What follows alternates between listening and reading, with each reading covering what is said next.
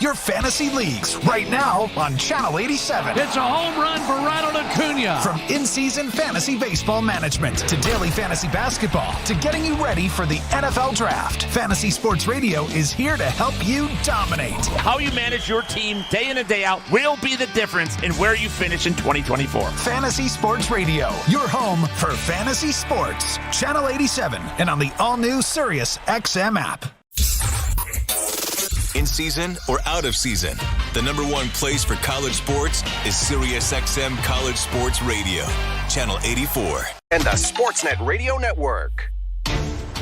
It's the second inning presented by Bet365. At Bet365, you can bet live in-game on game props, totals, and the money line. Download the app and find out why it's never ordinary at Bet365. 19 plus, play responsibly, Ontario only. The pitch to Dalton Varsho to start the top of the second is called a strike, looked a little bit high. It's 0-1. Ben Schulman and Chris LaRue, Blue Jays and Rays tied at 0, top of 2. The 0-1. Way inside, a ball and a strike. I don't know if you're counting, Ben, but that's 3 terrible calls from Corey Blazer. One of them I thought was borderline. The other 2 have been pretty tough. Pitch to strike out Turner to end the first, and then that first strike to Varsho. The 1-1. Popped up. Playable on the foul side at first, and it's caught by the catcher Rortved. So 1 down.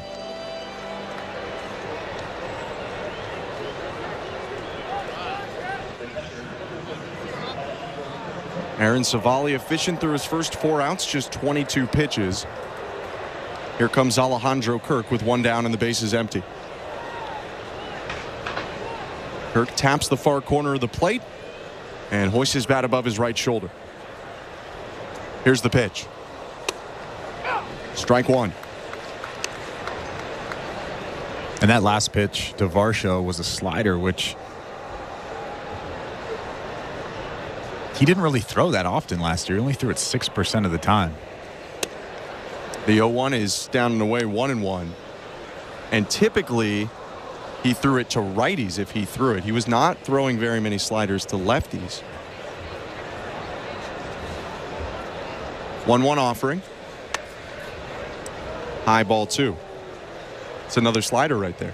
Yeah, maybe. I mean, year to year, you never know what guys change, whether they add a split finger like Bowden Francis. The 2-1. Kirk chops it to the right side. On the right field turf, it's scooped up by Lau, the second baseman, who options over to first. 2 down. But for Savali, this was his first offseason with the Rays pitching staff and their pitching lab too. But he looks confident. His pitches look sharp. He looks a lot like Jose Barrios did last night, where Jose looked like he was midseason form. Aaron Savali looks pretty close to that. Rays are hoping he can recapture the form he had in the first half of last year. Here's his first pitch to Kevin Kiermaier. Called strike 1. Savali had a great first half for Cleveland. 2.34 ERA in 13 starts. His ERA jumped to above 5 in 10 starts with Tampa Bay. 0-1. Kiermaier fouls it off. 0-2. Savali against the left-handed hitting Kevin Kiermaier.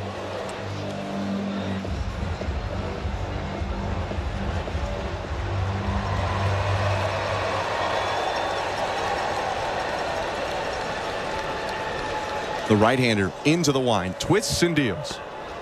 Bounce to breaking ball, 1-2. Do you think those numbers are inflated coming to the American League East? I think it doesn't help, for sure. I mean, you move from what some would say is the weakest division in the AL Central to maybe the toughest division in the AL East. The 1-2. Called a ball, and that one looked like it was a strike on the outside edge. So after a couple have gone against the Blue Jays, these things tend to even out, and Kevin Kiermaier has an extra life here with a 2-2 count. Rortved looking unhappy about it. The catcher tilts his head to the side. Here's the 2-2. Called strike 3. That one in there for sure. Kiermaier is set down. 4 strikeouts in 2 innings of work for Aaron Savali. Still 0-0 as we go to the bottom of the second. You're listening to Blue Jays Baseball, brought to you by your local family-owned Crown Rust Control Center, streaming at sportsnet.ca and the Sportsnet Radio Network. April 9th to 14th, the Grand Slam of Curling rocks Toronto as the world's best take the ice for the Princess Auto Players Championship. 24 teams put it all on the line in the biggest showdown of the Grand Slam season. See world champions, Olympic medalists, and Canadian favorites. Tickets for the Princess Auto Players Championship at Mattamy Athletic Center in Toronto are on sale now. Head to theGrandSlamOfCurling.com for more information or watch the action on Sportsnet. At Crown Rust Control Center, protection runs deep because every Crown Rust Control Center is owned by a local family who cares beyond business. Your Crown Rust Control Center is 100% committed to their product, to you, to their community, which is your community. Protecting you and what matters to you is equally important as protecting your vehicle. Did you know spring's the best time of year to protect your vehicle from rust? For a special spring offer, find your local family-owned Crown Rust Control Center at crown.com. The Blue Jays are inviting you to work from Dome. Put it in your calendar. 307 weekdays starts this season. You can work from Dome with friends or coworkers at Rogers Center. It's a game changer. Make the ballpark your office for the afternoon. Work from Dome, 307 weekday starts. Let's touch base. Check out ticket options on BlueJays.com/workfromdome. This is Toronto Blue Jays baseball. Swing and a miss, strike three. He keeps this game tied On Sportsnet 590 The Fan and the Sportsnet Radio Network. Bottom of the second at Tropicana Field, Chris Bassett back on the rubber. He takes a deep breath, goes to his hip to the pitch comm, and is ready to go. His first pitch to Isaac Paredes is hammered foul to left field, and flirting with the catwalks, it lands into the seats. 0-1.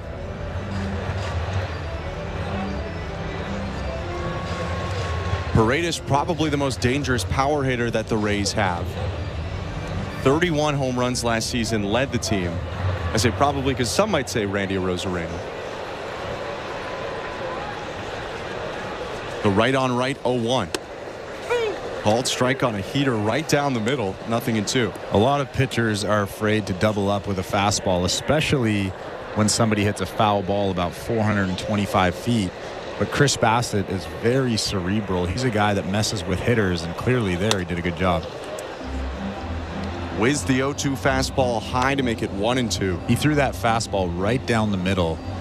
And obviously Paredes was looking for something else because he just demolished a fastball on the previous pitch and let that middle fastball go right by him. Next offering outside. All fastballs so far. It's 2-2. John Schneider was talking about Bassett's process today. Obviously a unique pitcher in the fact that he throws all 8 of those pitches. His 2-2. Swing and a miss, strike 3. High cutter gets Paredes. Bassett has struck out all 4 batters he's seen swinging. 1 down. And that pitch was in the perfect location at the top of the strike zone, just high enough that Paredes can't get his bat on it. 87-mile-an-hour cutter at the top of the zone. Not much you can do with that. Bassett crouches down for a moment now. He's about to face the second of 3 left-handed batters in the lineup. Here's Richie Palacios. First offering.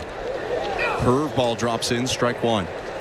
And so when Schneider was asked about, he was asked specifically, how does Bassett balance, his strengths, what they want him to do, and then just trying to mess with guys with his mix. He misses high there. It's 1-1. And he said it's kind of a balance. Sometimes he does want to stick to his strengths, but sometimes because he can, he just wants to show guys different things to try and get them off balance. And I'm paraphrasing a bit for Schneider there. The 1-1. A hair low, 2-1. Yeah, I think Chris Bassett is one of those guys that even as a coach, you kind of want to learn from him because he's so much different than a lot of pitchers in the game. 2-1 fouled off, 2-2. Where you want to know what he's thinking in certain counts. As we saw earlier, a lot of pitchers are scared to double up on a fastball like that. But Chris Bassett isn't afraid. And as a coach, I want to know what you're thinking in that situation so maybe I can learn. Maybe I can adopt that approach. His 2-2. Just inside, full count. And I was actually talking to Guillermo Martinez, the Blue Jays hitting coach, about Joey Votto, and his approach to Joey Votto was very similar.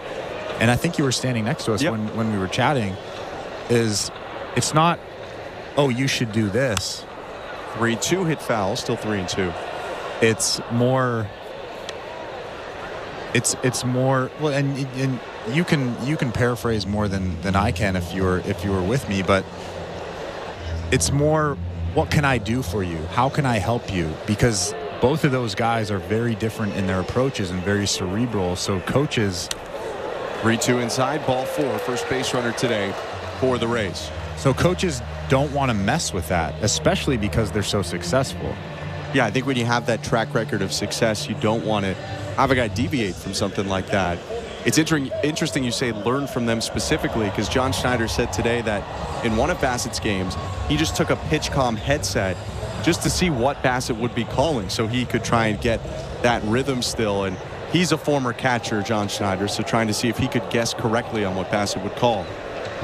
Bassett steps off the rubber before throwing a pitch to Harold Ramirez. Now the right-hander in the set. He kicks and fires.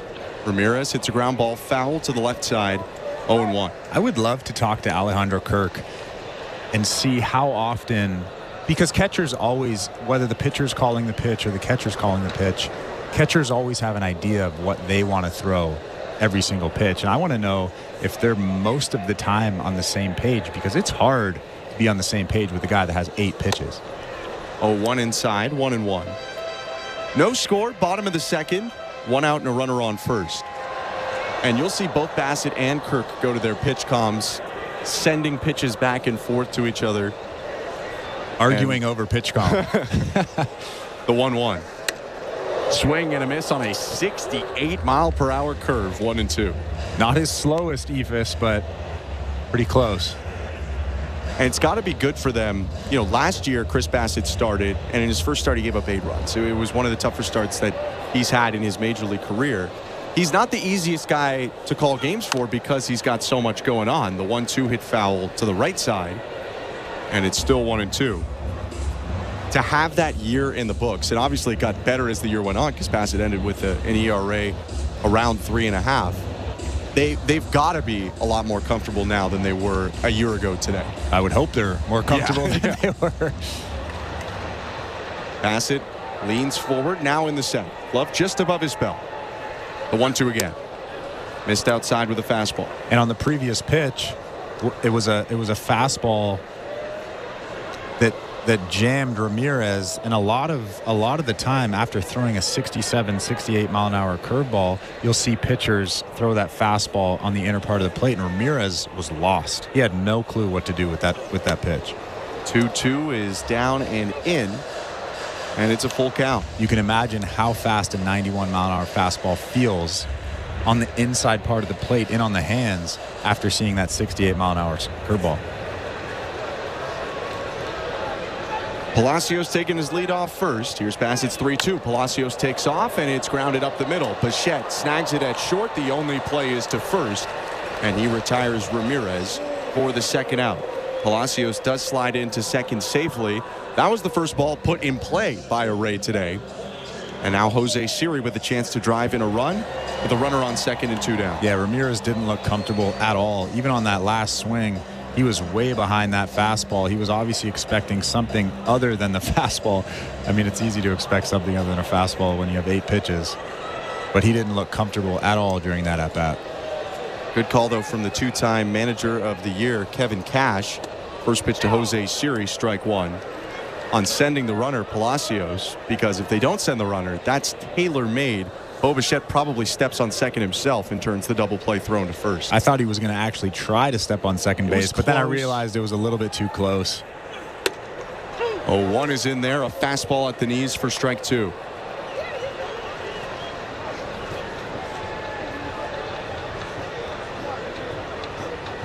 Bassett shaking his head after that pitch, despite the fact that it was a called strike. I know exactly why he's shaking his head. The 0-2.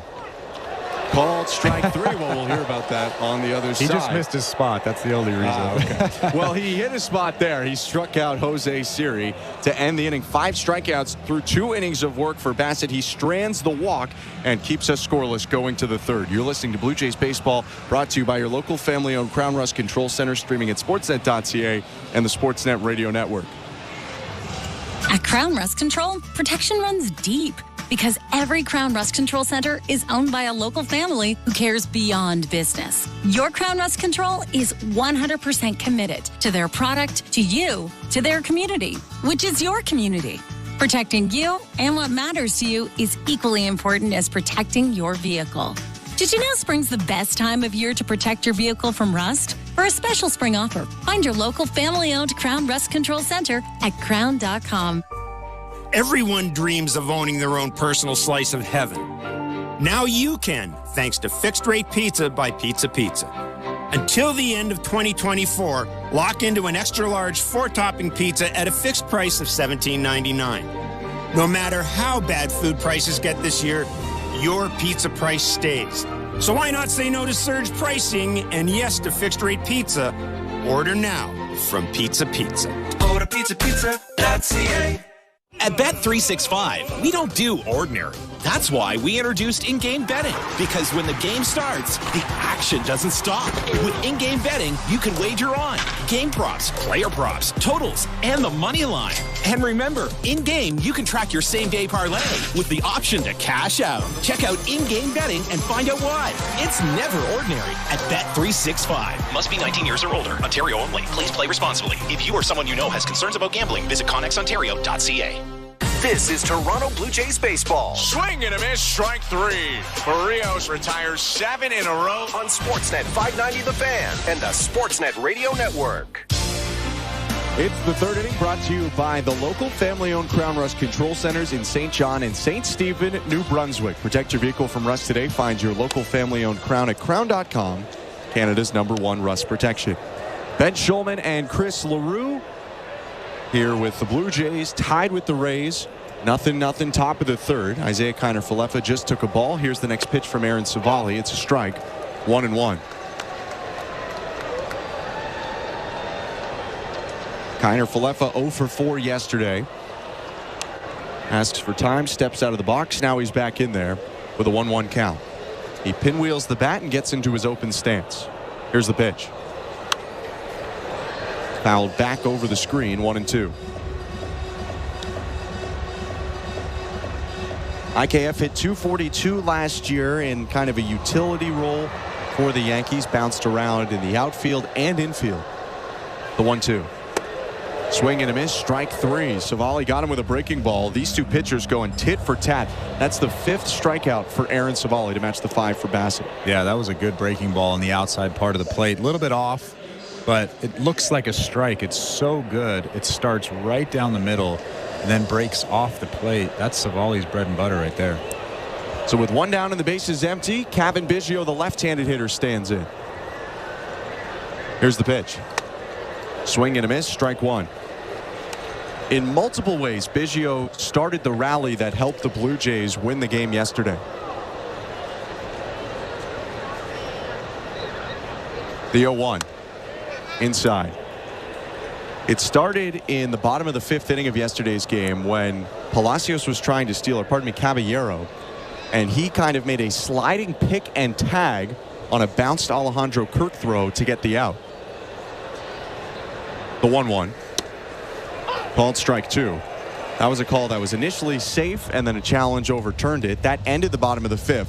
Biggio came up second in the top of the 6th and homered to give the Blue Jays a 2-1 lead. The right on left 1-2. In the dirt, 2-2. And that's just a little taste of what Cavan Biggio can give you. He can give you that super athletic play in the field to get a guy at second base trying to steal, and then he can give you that home run to really catapult you into a victory. The 2-2. Line to the left side on a hop. It's gloved by the third baseman Paredes, who throws across the diamond.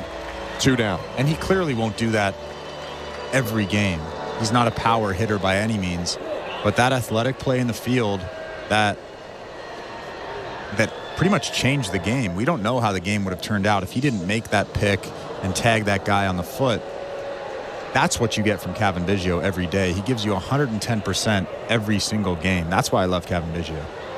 Speaking of power, here's George Springer. The first pitch is swung on and missed, strike one. Springer homering and also walking and scoring yesterday. He's 0 for 1 today and up with 2 outs and nobody on, top of the third. The pitch. Hit high and deep to left field, hooking down the line. It's out of here. Home runs on back-to-back days for George Springer. He starts the scoring. 1-0 Blue Jays. And he's looking to the dugout, pointing at everybody with his tongue out. Can you believe that? I almost guarantee that's what he's going to say to them when he gets back to the dugout. That monkey is off his back, clearly. Savali left that curveball right over the middle of the plate, and Springer just hit that line drive into left field, almost just above that short wall and left. Good swing. First pitch to Vladimir Guerrero Jr. called strike one. 1-0 Blue Jays after the 362-foot home run by George Springer. Is he back is my question to you, Ben. Well, we'll have to wait and see. Too early for that. The 0-1 to Guerrero. Inside, ball one. Join the Toronto Blue Jays in honoring the life and legacy of Jackie Robinson at the ballpark on Monday, April 15th. Be among the first 15,000 lucky fans to receive a Blue Jays special Jackie Robinson 42 hat. Visit bluejays.com/promotions to learn more and purchase your ticket today. 1-1 is down and away, and Guerrero now has a favorable 2-1 count.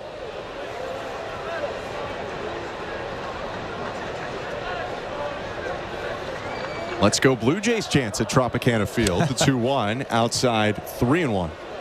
A lot of snowbirds, I guess, still in Florida. Well, weather was pretty great in spring training. Don't blame them. Vladdy with a power count at 3-1. Pitch from Savali. Outside, ball four. Guerrero reaches for the second time today. Singled in the first, now walks in the third. And that was a very good slider from Savali just off the outside of the plate. Last year, a lot of the time, Vlad swings at that and he rolls over. And it's just a weak ground ball to shortstop. So I'm hoping that his approach helps him lay off that pitch this year. Bo Bichette is up now. 2 hits and a walk yesterday. The pitch. Bichette rockets the ball foul. 0-1.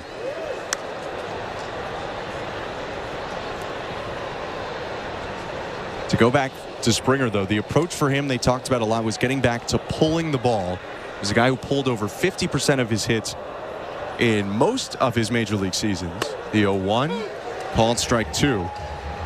And then last year, he was all fields, but it didn't necessarily translate into more production. Well, his 2 homers have both been to the pull side, and they've both been hit pretty hard. Runner on first, 2 down, 1-0 Toronto. The 0-2 to Bichette is lifted to shallow right field. Palacios coming in, makes the catch off to his left to end the inning. Blue Jays get on the board, though. George Springer's second home run of the season gives Toronto a 1-0 lead. Middle of the third, you're listening to Blue Jays Baseball, brought to you by your local family-owned Crown Rust Control Center, streaming at sportsnet.ca and the Sportsnet Radio Network. They are among the greatest to ever play their sports. Caitlin Clark is the all-time scoring leader. They are legends and icons. Larry Bird hit the shot with 2 seconds left. I don't know how he did it. And you can hear them right now on the all-new Sirius XM app. We are here with Iowa superstar Caitlin Clark. I'm so focused on winning. It's never anything I ever take for granted. Here comes Larry Bird, the Hall of Famer, and he just won Legend of the Year. Legend of the Year, isn't that something? For access to the game's greats, rely on the leader in sports audio. Sirius XM and the Sirius XM app. The NASCAR Cup Series is on Sirius XM. We're back on the track Sunday, 6 p.m. Eastern. It's the Toyota Owners 400 from Richmond Raceway. Checker flag, baby. Yeah. On Sirius XM NASCAR Radio Channel 90 in the car and on the all-new Sirius XM app. Yeah. Get closer to everything that moves you wherever you are with the Sirius XM app. Let's make some smoke and drink some beer. Yeah. Are you regretting eating that gas station hot dog? Yeah, we know. We've been there too. This is a message for baseball fans like you. Did you know that you get a channel that's talking baseball 24/7 as part of your Sirius XM subscription? What? Our lineup includes shows hosted by former big leaguers and executives. Plus, you'll hear from 17 managers each week. MLB Network Radio is on Sirius XM Channel 89. Or just search MLB Network Radio on the SXM app. Sirius XM Sports. We're more than just a game. Fantasy Sports Radio is helping you win whichever fantasy sport you play. Right now on Channel 87 and on the all-new Sirius XM app. 1-0 Blue Jays, back half of the third inning at Tropicana Field. Chris Bassett on the rubber, taking on 8-9-1 for Tampa Bay. Ben Rortvedt, Jose Caballero, and Yandy Diaz. Rortvedt, the first hitter, bats from the left side. Here's the pitch. Line shot to left center. That's down for a base hit. Kiermaier gloves it on 2 hops. And Rortvedt around the first base bag. He has the first Rays hit today. Welcome to the Timber Mart broadcast booth. When it comes to home improvements, Timber Mart has the expert advice and the right products at the right price, so you won't find yourself out in left field on your next DIY project. Game on, home team. Timber Mart is Canada's building center. Ben Schulman alongside Chris LaRue. Rortvedt having that baseball thrown back in. That's his first hit as a Ray. Was acquired by the Rays 2 days ago in a 3-team deal involving Miami and the Yankees. First pitch to Caballero. Clipped him on the forearm, maybe the hand. Caballero twisting in pain. And now he's checking his left thumb with an uncomfortable look on his face. Yeah, a lot like the at-bat that Justin Turner had last night. You always have to be fearful of a broken bone, especially when the hand gets hit like that. Whether it's just a brushback or actually it was on the forearm. That's what I thought, but he immediately grabbed that left hand. I mean, we're looking at a replay right now. Oh, yeah, clearly it hit him on the left hand, but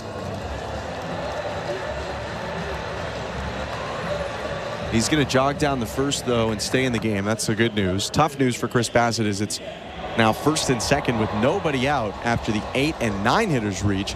And Yandy Diaz, one of the best in baseball, is at the plate. Blue Jays just jumped in front thanks to George Springer's solo home run. Bassett's pitch. Outside ball 1. Diaz coming off his first All-Star appearance and batting title. Hit .330 last season.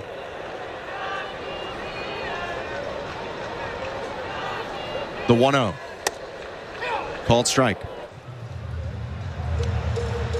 He won that batting title, though, Yandy Diaz, by the skin of his teeth. He was not leading going into the final day, but didn't play. The Rays were playing a meaningless game against the Toronto Blue Jays that day.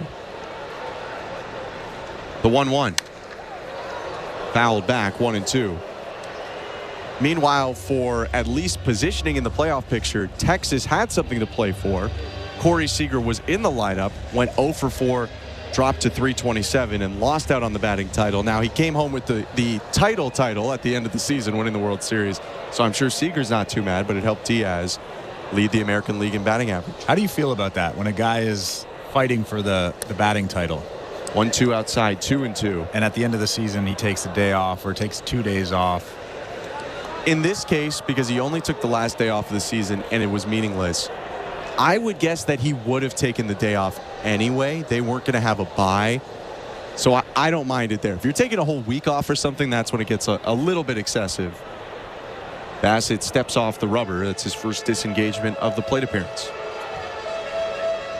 I mean, you want everyone to be, Ted Williams is hitting .399.7 and he goes out and he picks up a bunch of hits and gets to 400. But guys a lot of the time do take that last day off. The 2-2. Inside, ball 3. He was actually neck and neck with Bo for a while. Yep. Bo was in the 3 teens, 315 area. Diaz was maybe 320. And what slowed Bichette was really those 2 stints on the IL with the knee issue last year. Average dropped to still a very impressive 306. 3-2 to Diaz, fouled off.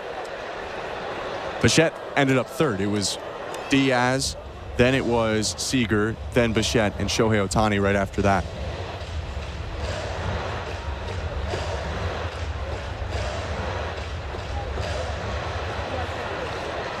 Bassett trying to get out of a jam here in the bottom of the third. Full count. Runners on first and second. Nobody out. His payoff pitch. Grounded up the middle. Bichette bobbles. Flips to second. Safe at second. Throw to first, not in time.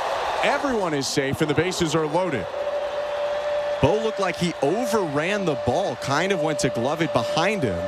And although he knocked it down, he didn't get rid of it in time to get anybody out. Yeah, it looked like he was thinking about transferring that ball and underhanding it to Cavan Biggio before he actually caught the ball. Blue Jays are thinking about maybe taking a look. But yeah, that's just one of those plays where you have to catch the ball first and then make the play, and Bo kind of rushed it. And unfortunately, they didn't get any outs. Not necessarily with a very speedy runner in Diaz. Although he leads off, he's not a traditional speed guy. First pitch to Brandon Lau is hooked toward the Ray bullpen foul. 0-1. But no, if Bo makes that play, that's an easy double play, and then Chris Bassett is in a much better position than he is right now. Nobody out and the bases loaded. It's an error on Bichette to allow Caballero to go to second. Diaz is safe on a fielder's choice. Bases loaded. Nobody out. The pitch. Down and in. 1-1.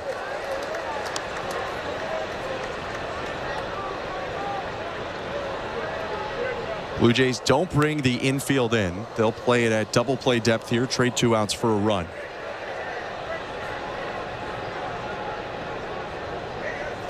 The 1-1. Rocket to right center field. A grand slam for Brandon Lau. The Rays jump all over Bassett here in the third. It's 4-1 Tampa Bay. And that was supposed to be a cutter in on Lau's hands. And that cutter kind of just leaked back over the middle of the plate, and Lau did not miss it. You can see that obviously Chris Bassett is very frustrated with the location of that pitch, puts his hands on his hat, and the Blue Jays fall behind 4-1. First home run of the season for Brandon Lau. That's got to be a great feeling for him, a guy that fouled a ball off his right kneecap last year, broke his patella bone, and had to miss the playoffs. Now a pitch to Randy Arozarena in their strike 1. But that only makes the error loom even larger.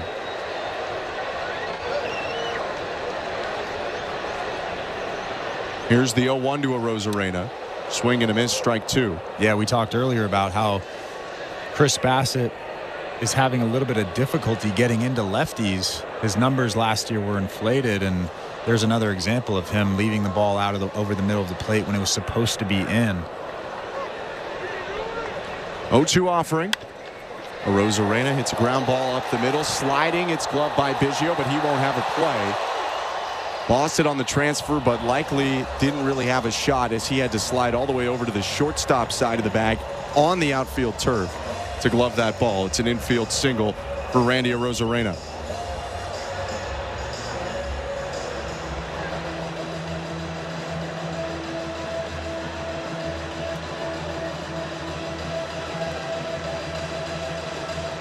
Chris Bassett already over 50 pitches now in the game. Pete Walker's going to go out and talk to Bassett.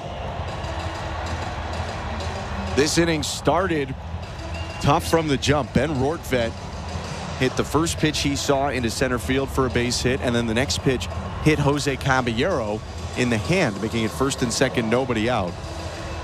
Blue Jays should have had at least 1 out, maybe 2, on a Yandy Diaz ground ball up the middle. Instead, it was no outs on that play after the Bichette error.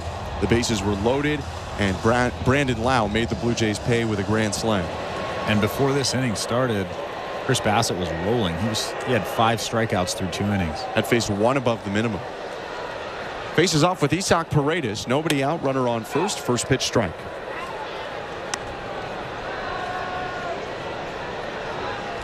(4-1) for the Rays in the bottom of the third. The 0-1. Breaking ball laid off it as it darted outside. 1-1.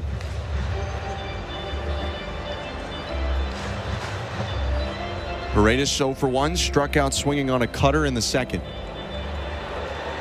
Bassett goes to his hip to make the call. Now tucks the ball into his red glove. 1-1. Missed outside with a breaking ball again.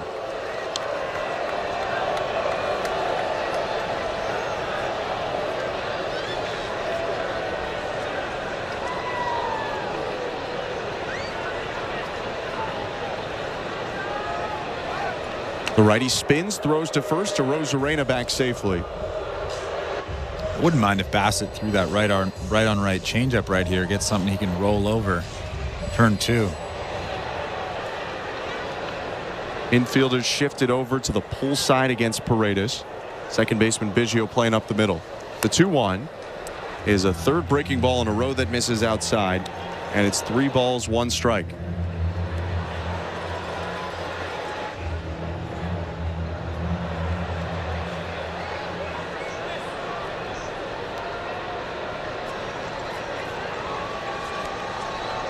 Three-1 offering.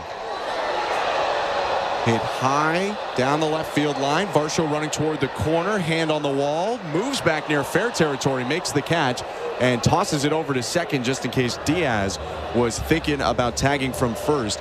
Varsho with a good late adjustment to record the first out.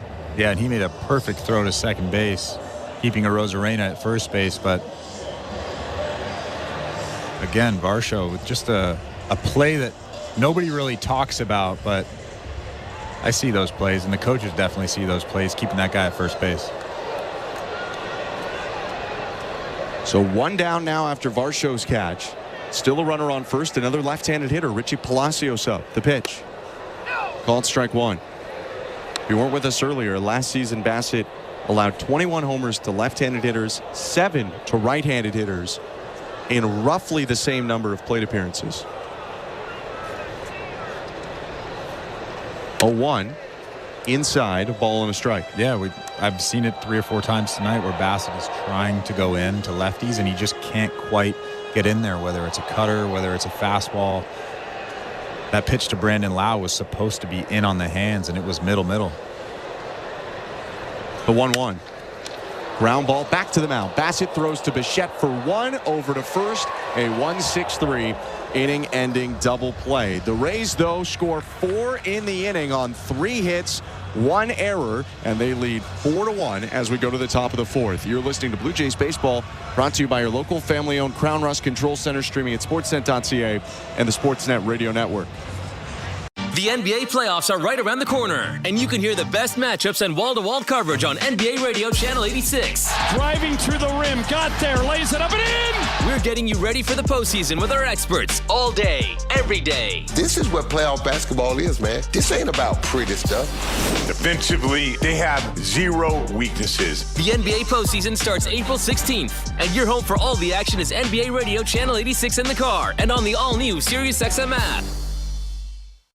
Fantasy Sports Radio is helping you win your fantasy leagues right now on Channel 87. It's a home run for Ronald Acuna. From in-season fantasy baseball management to daily fantasy basketball to getting you ready for the NFL Draft, Fantasy Sports Radio is here to help you dominate. How you manage your team day in and day out will be the difference in where you finish in 2024. Fantasy Sports Radio, your home for fantasy sports. Channel 87 and on the all-new SiriusXM app. Feel the passion of Major League Soccer all season long on SiriusXM FC. Stupendously magnificent! Every week, hear all the top matches, including every Inter-Miami game. Messi, up, overhand! And get analysis and insight from our team of experts like former MVP Tony Meola. He looks so confident. It's starting to look so easy. It's Major League Soccer's biggest season ever, and you can experience it on SiriusXM FC 157 and streaming on the all-new SiriusXM app.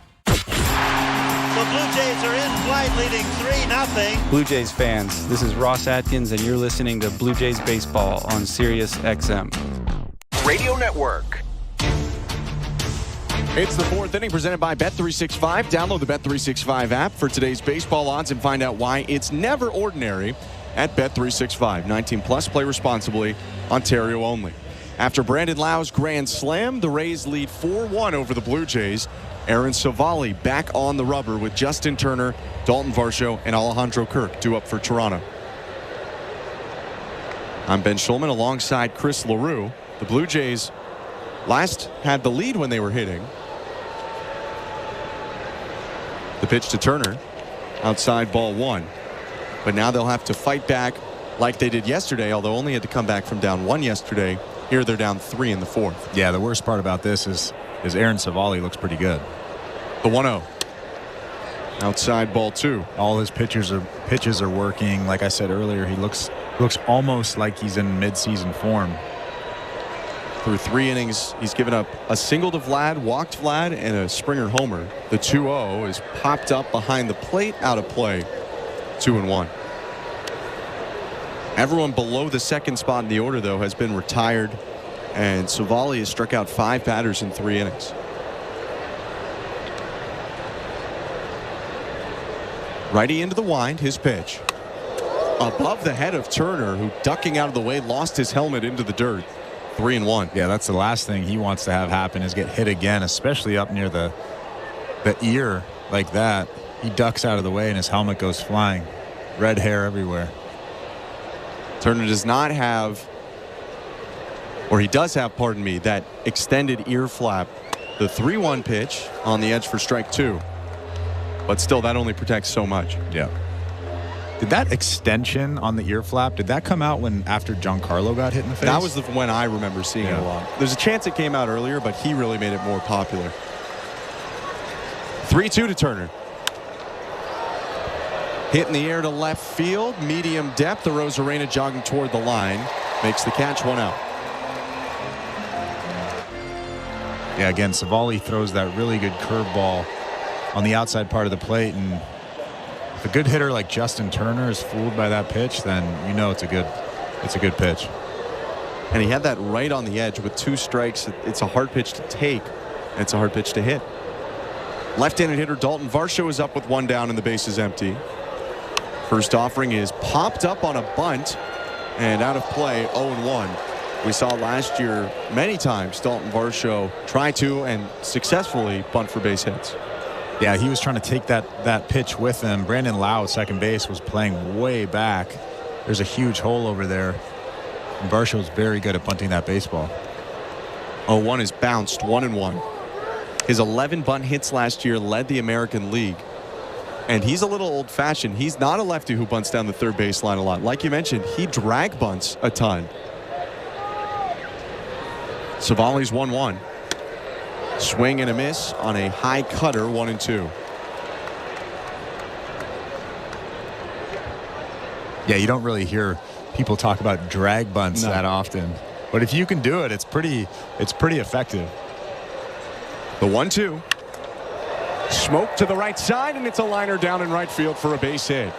First knock of the season for Dalton Varsho as he tries to start the Blue Jays comeback here with a 1-out single. And that was a very good swing from Dalton Varsho. Good curveball right down the middle. Might have missed his spot just a little bit. He probably wanted that a little bit lower. But Dalton Varsho doesn't try to do too much with it. Just makes a good swing and lines it into right field. Varsho talking with Yandy Diaz at first, now takes his lead. The pitch to Alejandro Kirk. Off the end of the bat, a fly ball down the right field line. Long run for Palacios into foul territory. Slides, and he made the play into the Rays bullpen. Varsho tags from first and advances to second. Good plays on both ends, but that is a phenomenal catch from Richie Palacios. It was actually a really good throw, too. He slid into the Rays bullpen, had his feet against the fence, and made kind of an awkward throw. That's all he could really do, and it was right on target at second base. Credit to Varsho, though, who made a catch similar to this last inning, and so he went to tag seeing Palacios going all out. As soon as Palacios made the catch, all the Rays relievers pointing, throw the ball over to second, but the speedy Varsho was already there. His feet were actually tangled in a backpack that was underneath the bullpen seats there. That was actually pretty incredible watching it on the replay.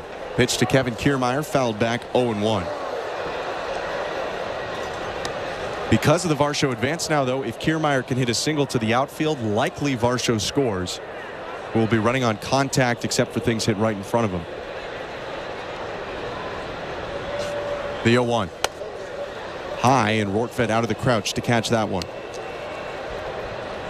4-1 Rays, top of the fourth. Varsho on second. Kiermaier at the plate, a left-handed hitter facing a 1-ball, 1-strike count.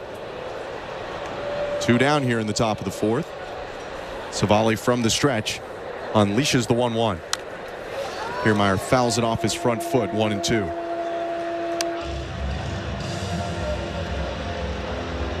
Kevin went 1 for 3 yesterday with an RBI and a walk. Saw him knock in a run in that 5-run 6th inning for the Blue Jays.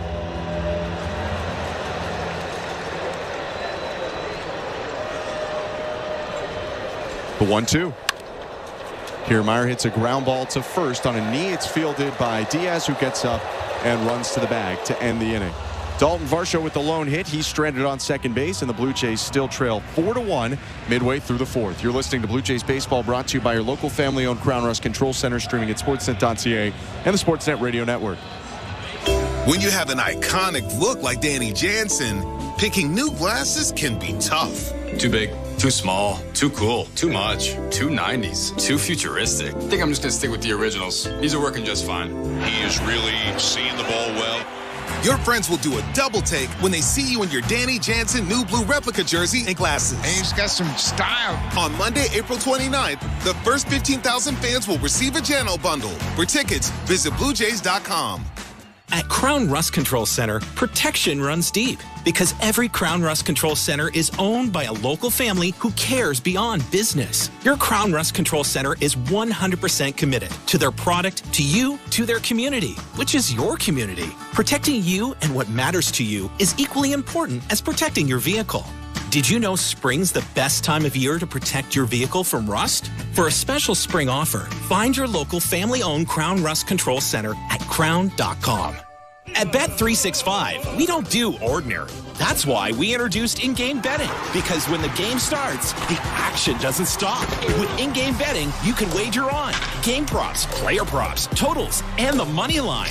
And remember, in-game, you can track your same-day parlay with the option to cash out. Check out in-game betting and find out why. It's never ordinary at Bet365. Must be 19 years or older. Ontario only. Please play responsibly. If you or someone you know has concerns about gambling, visit connexontario.ca.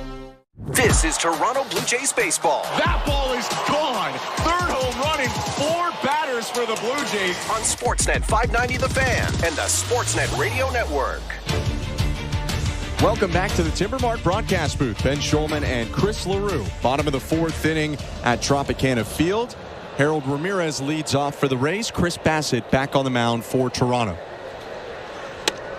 First pitch is a fastball over the center of the plate, 0-1. Bassett trying to bounce back after the 4-run back half of the 3rd. He retired Ramirez on a ground out in the 2nd, and the 0-1's another heater for a strike. 0-2.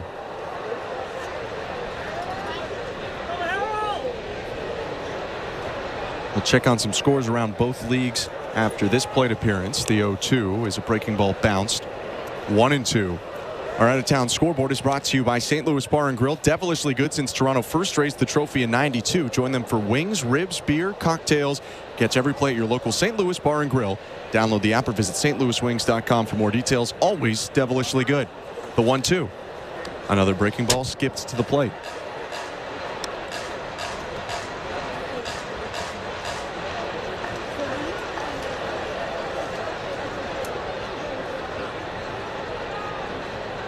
Bassett with a deep breath, nods his head into the wind. The 2-2. Grounded softly to short. Bichette charges, sidearms over to first in time. 1 down, and let's go to that St. Louis Bar and Grill out-of-town scoreboard. Only game underway right now, aside from the Blue Jays and Rays, is also taking place in Miami, or in Florida, pardon me.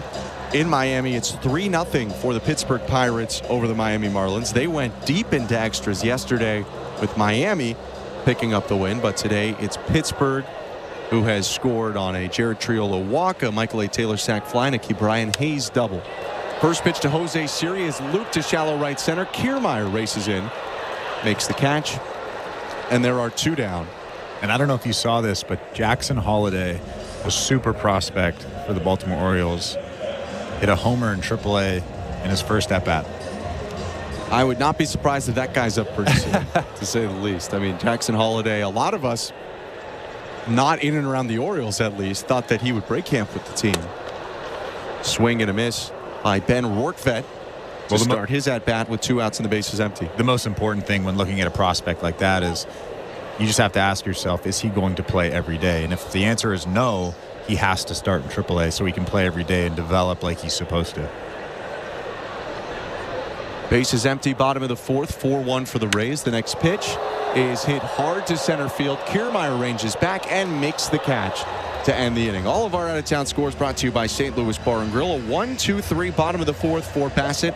A nice bounce back to keep that deficit at 3 for the Blue Jays. It's 4-1 Tampa Bay. We head to the 5th. You're listening to Blue Jays Baseball, brought to you by your local family-owned Crown Rust Control Center, streaming at sportsnet.ca and the Sportsnet Radio Network. I'm Sheryl Crow.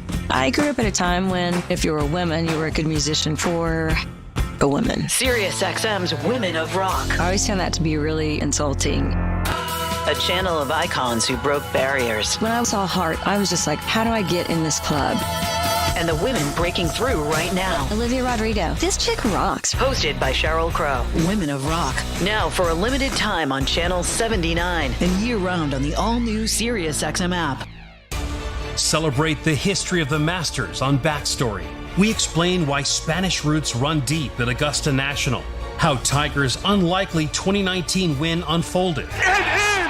He has done it! Tiger is back! And Arnie's memorable walk.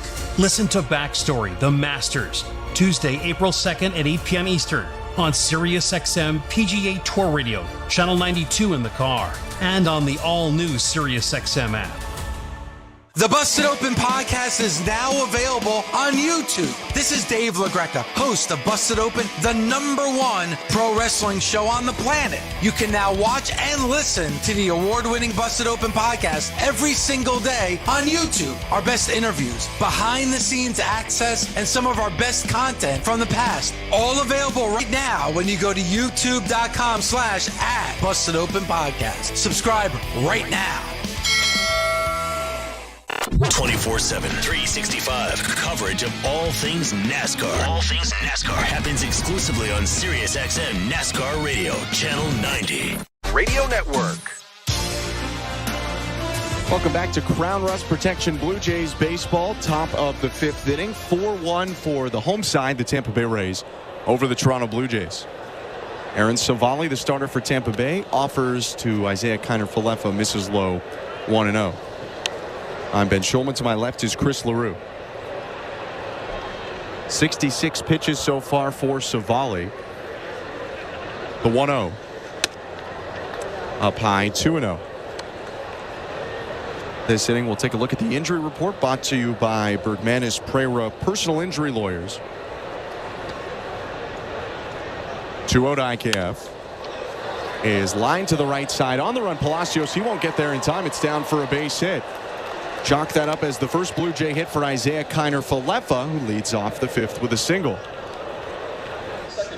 If life has thrown you a curveball and you're striking out with your insurance company, get ahead of the count and call Bergmanis Prera Personal Injury Lawyers. You focus on getting better, and Bergmanis Prera will take care of the rest. Visit bplawyers.ca.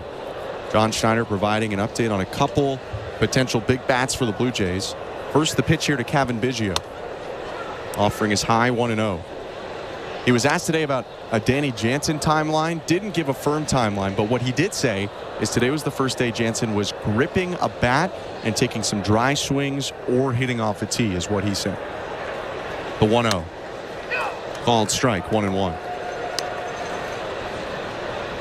What they want before they can get Jansen into some games is hitting some BP, hitting some high velocity, and making sure that that pisiform bone that he broke is feeling okay. The 1-1, upstairs 2-1. I think what's most important is he needs to figure out a way to not have his hands exposed, whether he's catching, whether he's hitting. We heard him talk about the fact that he is susceptible to those injuries because of the way he swings, because of the way he catches. He needs to change something, at least to have some longevity. 2-1 is inside, 3-1. Jansen typically having his hands out in front of him, as his approach has changed over the last couple of years to try and really just be a pull side power guy. It's worked out when he's on the field. He just hasn't spent a ton of time on the field the last couple years. The 3-1 pitch is hit foul, and it's 3-2. The other update is on Joey Votto, or is kind of more of a lack thereof. Schneider said, and I'm paraphrasing, that there was nothing new on Votto. He did say, if you weren't with us at the top of the game, that he was a paying customer yesterday. 3-2 pitch. Biggio lays off. It's called strike 3. But he said that he thinks in the next couple of days, as John Schneider talking, that Joey Votto will be getting back to baseball activities. Well, if he's healthy enough to go to a baseball game and walk around at Tropicana Field, I think he's pretty close to starting to do baseball activities. I wonder if he was noticed last night at the game. I mean, you'd think he would have to be. First pitch to Springer, called strike 1. Springer responsible for the lone Blue Jays run, a solo home run in the in the third. We're here in the top of the 5th, 1 out, and Isaiah Kiner-Falefa on first. The 0-1. Springer hooks it on the ground to short. Coming up with it, Caballero throws to second, back to first. Inning ending, 6-4-3, double play. The leadoff base hit by Isaiah Kiner-Falefa erased, and midway through this game, it's the Rays on top, 4-1. You're listening to Blue Jays Baseball, brought to you by your local family-owned Crown Rust Control Center, streaming at sportsnet.ca and the Sportsnet Radio Network. They are among the greatest to ever play their sports. Caitlin Clark is the all-time scoring leader. They are legends and icons. Larry Bird hit the shot with 2 seconds left. I don't know how he did it. And you can hear them right now on the all-new Sirius XM app. We are here with Iowa superstar Caitlin Clark. I'm so focused on winning, it's never anything I ever take for granted. Here comes Larry Bird, the Hall of Famer, and he just won Legend of the Year. Legend of the Year, isn't that something? For access to the game's greats, rely on the leader in sports audio app. Fantasy Sports Radio is helping you win your fantasy leagues right now on Channel 87. It's a home run for Ronald Acuna. From in-season fantasy baseball management to daily fantasy basketball to getting you ready for the NFL Draft, Fantasy Sports Radio is here to help you dominate. How you manage your team day in and day out will be the difference in where you finish in 2024. Fantasy Sports Radio, your home for fantasy sports. Channel 87 and on the all-new Sirius XM app. The NASCAR Cup Series is on Sirius XM. We're back on the track Sunday, 6 p.m. Eastern. It's the Toyota Owners 400 from Richmond Raceway. Checker flag, baby. Yeah. On Sirius XM NASCAR Radio Channel 90 in the car and on the all-new Sirius XM app. Get closer to everything that moves you wherever you are with the Sirius XM app. Let's make some smoke and drink some beer. Yeah. In season or out of season, the #1 place for college sports is Sirius XM College Sports Radio, Channel 84. Radio Network. Welcome to the Timbermart broadcast booth. I'm Ben Shulman alongside Chris LaRue. Bottom of the 5th inning, and the Blue Jays trailing the Rays at Tropicana Field 4-1. First pitch from Chris Bassett is a strike against Jose Caballero, 0-1.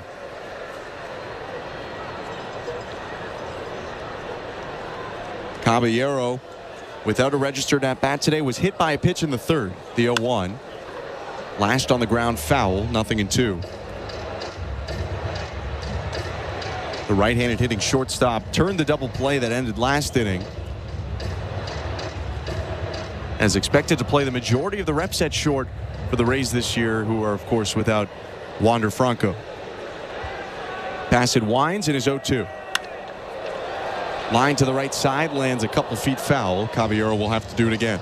Ben, I just thought of something, and it was surrounding that Joey Votto was a paying customer in Tampa. Okay. He was, in fact, not a paying customer, because when you get 8 years of service time as a big leaguer, you get a gold card, and that entitles you to 2 tickets to any Major League Baseball game, including the playoffs. The more you know. The 0-2 pitch. Grounded up the middle. Biggio gloves it on the shortstop side of the bag, throws over to first. 1 down. Let's take a look at the St. Louis Bar and Grill out-of-town scoreboard. Opening day today at the AAA level in the International League. The Buffalo Bisons hosted the Yankees Scranton Wilkes-Barre Rail Riders. Bisons did lose 12-9, but Ricky Tiedemann started today He went 2 2/3 innings because he threw over 60 pitches in fewer than 3 innings, but he only gave up 1 run, a leadoff homer.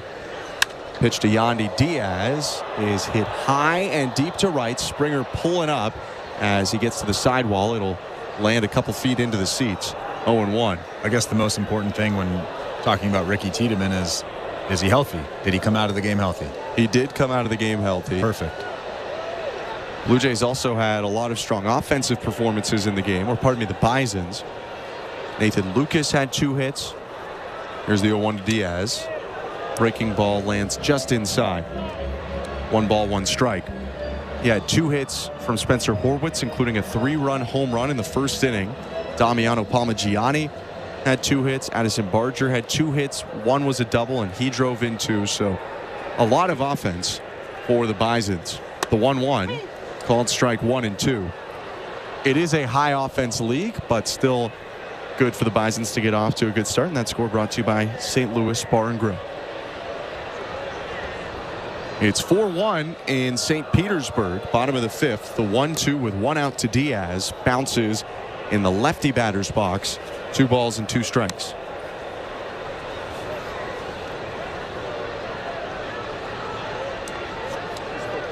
I actually coached Palmaggiani on the junior national team in 2018 down in Florida, and I didn't remember.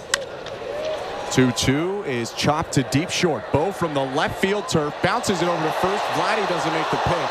It rolls up against the sidewall, and Diaz will take off and reach second base. That'll be a second error on Bichette today.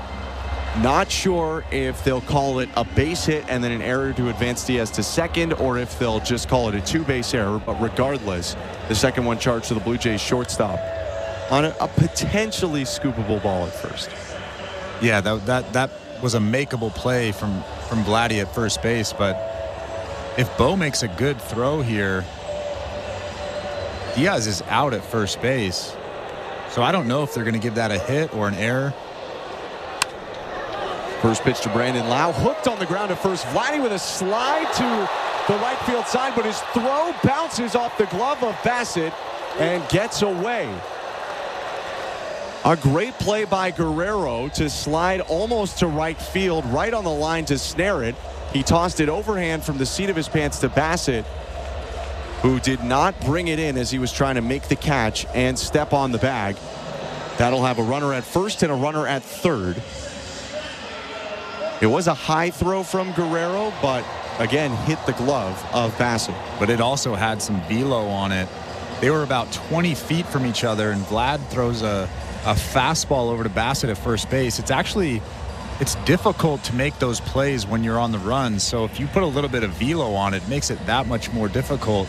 And Chris Bassett just can't come up with it. Yeah, you can tell that ball was way too quick for him. They gave Brandon Lau a base hit on the play, maybe because the magnitude of difficulty for Guerrero to even bring that ball in. Bassett in a mound visit right now. On the previous play, just to close that book, they gave Yandy Diaz a single, and then they gave an error to Bo Bichette to advance him to second. Diaz now up to third after the Brandon Lau infield single, and Bassett dealing with runners on the corners here. Only 1 out in the bottom of the 5th. And Randy Arozarena coming to the plate. I think the best play for Bo, he was deep in that hole at shortstop. First pitch to Arozarena called strike 1. What he needed to do was just make a long hop throw. Instead of trying to make that throw on the fly, it would have been a makeable play if it was a long hop. Vlad would have made the play. They would have got that out at first base. The 0-1 called strike 2. For the Blue Jays, it's not only important here that after these 2 infield singles that they prevent runs, but they'd like to get at least through this 5th inning with Chris Bassett on the mound. Toronto, without some of its key relievers, doesn't want to go into the pen too early. The 0-2 is hit on the ground up the middle. A dive from Biggio. It's past him into center field. Coming in to score is Diaz. Lau will stop at second. RBI single Randy Arozarena. It's 5-1 for the Rays. And again, that was another example of Chris Bassett trying to come in to a hitter. This time it was a right-handed hitter, but he was still trying to come in, and he leaves that fastball out over the middle of the plate, and Randy Arozarena just hits it up the middle. So the Rays continue here to come out of their shell offensively. Only had 2 runs yesterday, but they've scored 5 unanswered to take this 4-run lead. First and second, 1 out. Isaac Paredes is up. The pitch. Down low, ball 1.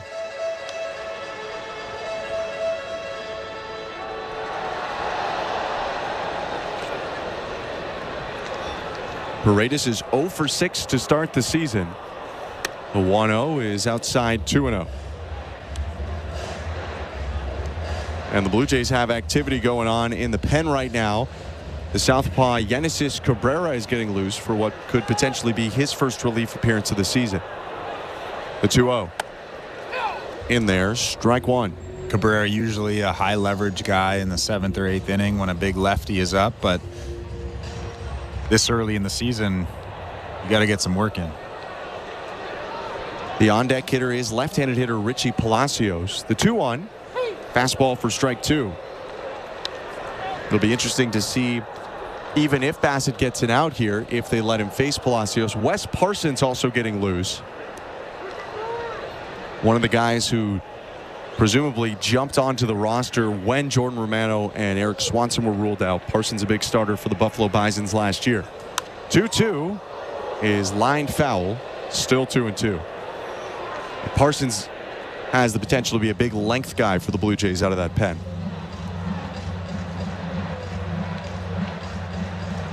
'85 pitches for Chris Bassett so far. He's recorded 1 out here in the bottom of the 5th. 5-1 Rays lead, and Isaac Paredes facing a 2-ball, 2-strike count. The pitch is fouled off again. And you could see that Bassett is just battling through these last few innings. He was very sharp in the first couple of innings, but the last 3 innings he is just battling on every single pitch. You can see the look on his face, just frustration and stress, but he is battling through these last 3 innings. 2-2 hit foul again. It's hard to focus on one specific play, but the 3rd inning was the one that plated 4 runs for the Rays, and there was one long battle, an 8-pitch at bat to Yandy Diaz with 1st and 2nd that Bassett got what looked like a double play ball on. Here's his 2-2. Swing and a miss. Strike 3. Pitch in the dirt, but Paredes went chasing. He's down for the 6th Bassett strikeout today, and we'll see if Bassett gets an opportunity here to try to finish off this 5th inning.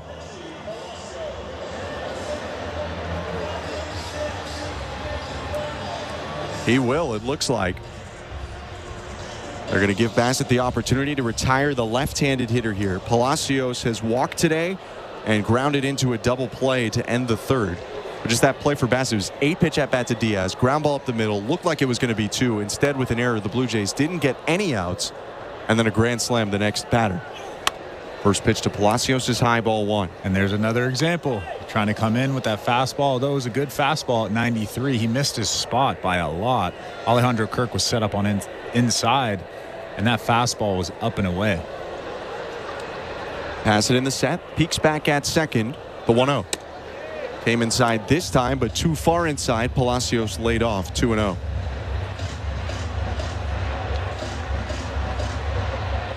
First and second with 2 down. 90 pitches now for Chris Bassett. A lefty and a righty getting loose for the Blue Jays as the 2-0 drops in. It's a breaking ball for strike 1.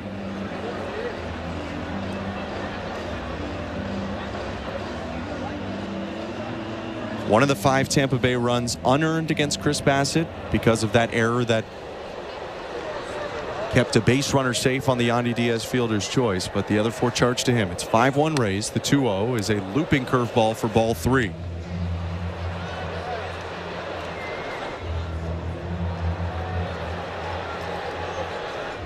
And the Jaws theme playing at Tropicana Field, I think, trying to signal to the Rays fans that maybe the Blue Jays starter is in some danger here.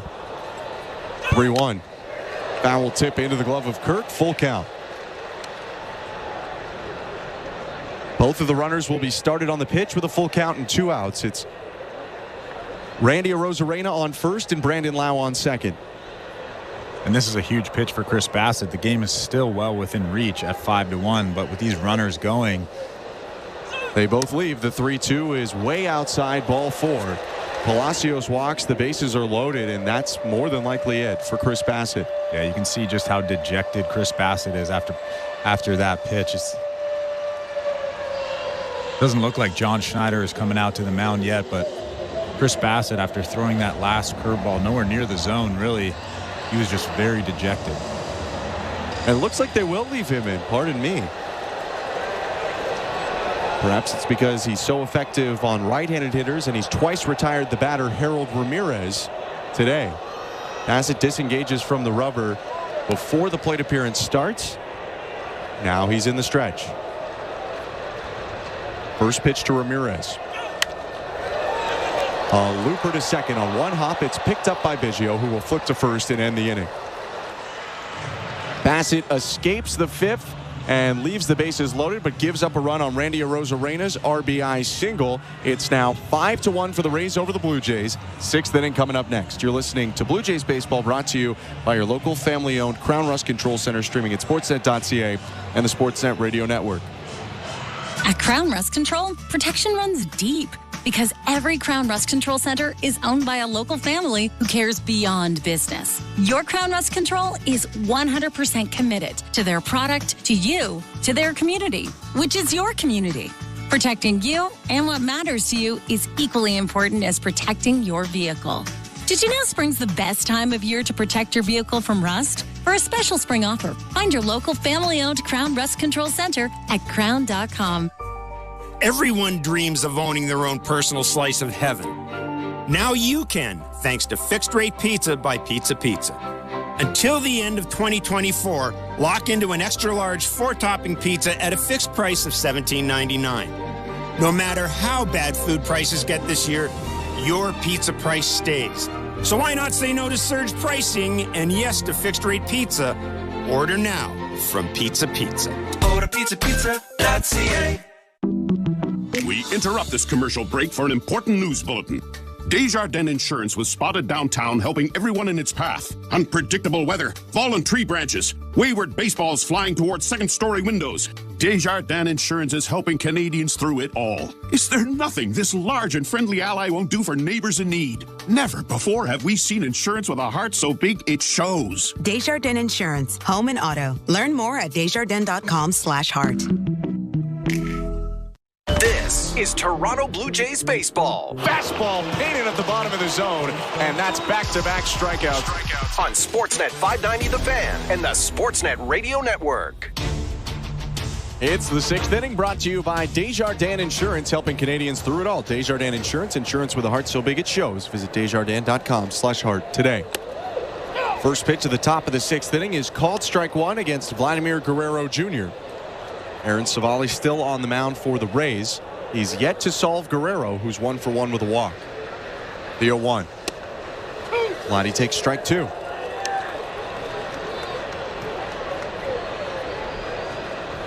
I'm Ben Schulman alongside Chris LaRue. Could be close to the end of the day for Savali. Right-hander Chris Davinsky is warming up. 0-2. Vladdy hits a liner to left center fielder. Arozarena on the run, gets there in time to make an underhanded catch for out number 1. I think Vladdy got that just a little bit off the end of that end of the bat. It was a curveball on the outside part of the plate. He hit it pretty well, but just on the end of the bat there. It was good from Savali. I mean, 3 breaking balls right on the outer edge of the strike zone. Vladdy laid off the first 2, but he couldn't really lay off that pitch again. Here's Bo Bichette with the Blue Jays down 5-1, 1 out, top of the 6th. First pitch outside, 1-0. And you could see as Vladdy was walking back to the dugout, he was making a motion to kind of stay through it with his arms. So I think that he tried to pull it just a little bit too much. Obviously trying to use the big part of the field. 1-0 is outside again, 2-0.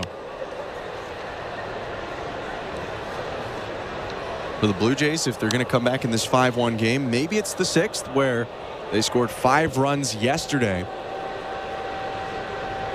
Also had only one run up to that point. The 2-0. Bichette hits it high, but not very deep to right center field. Jose Siri, the center fielder, calls off right fielder Richie Palacios and brings it in for the second out.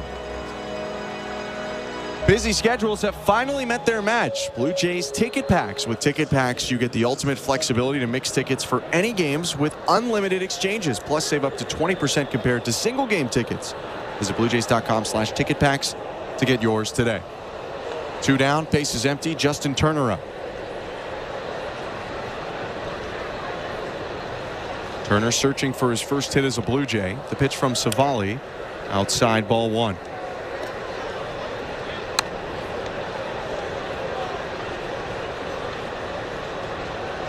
The right-handed hitting DH struck out in the first, flied out in the fourth. The 1-0. Turner pops it foul, 1-1.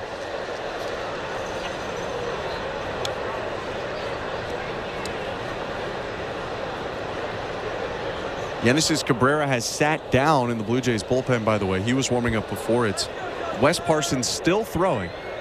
The 1-1. Bounce, 2-1. And with Chris Passett's pitch count in the 90s, you can all but guarantee that a reliever's coming on. And at this point, that Parsons is going to come out for the bottom of the 6th. 5-1 with 2 outs in the top of the 6th. Savali's 2-1 to Turner.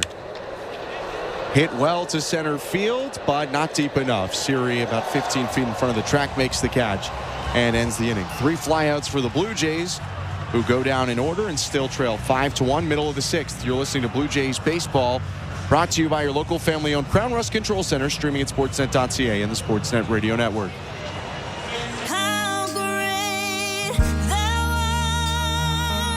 Just in time for your Easter celebrations. Carrie Underwood brings you faith-based favorites for that Sunday feeling every day of the week. Faith-based music means a lot to me. I feel like that is something that is deep in my heart. Featuring classic gospel standards and country's rising stars. Save your Sunday daily, a new channel by Carrie's Country. Available now in the Sirius XM app.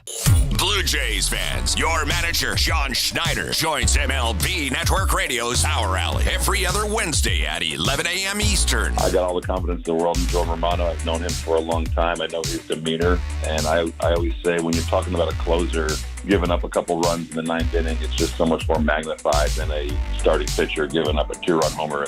Managers at the mic on MLB Network Radio, Sirius XM 89 and the SXM app. Hello, Blue Jay fans. I'm Craig Ballard, host of your daily Locked On Blue Jays podcast. Locked On Blue Jays is part of the Locked On Podcast Network, your team every day.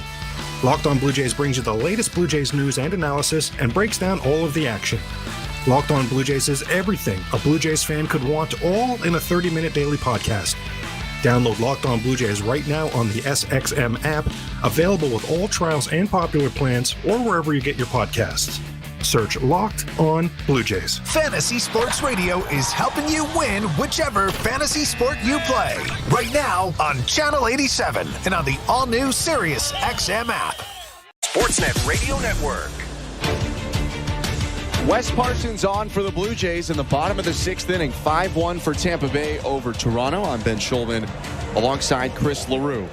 Jose Siri, Ben Rortvedt, and Jose Caballero, 7, 8, 9, due up in the order against the 6'5" right-hander from Tennessee, Parsons.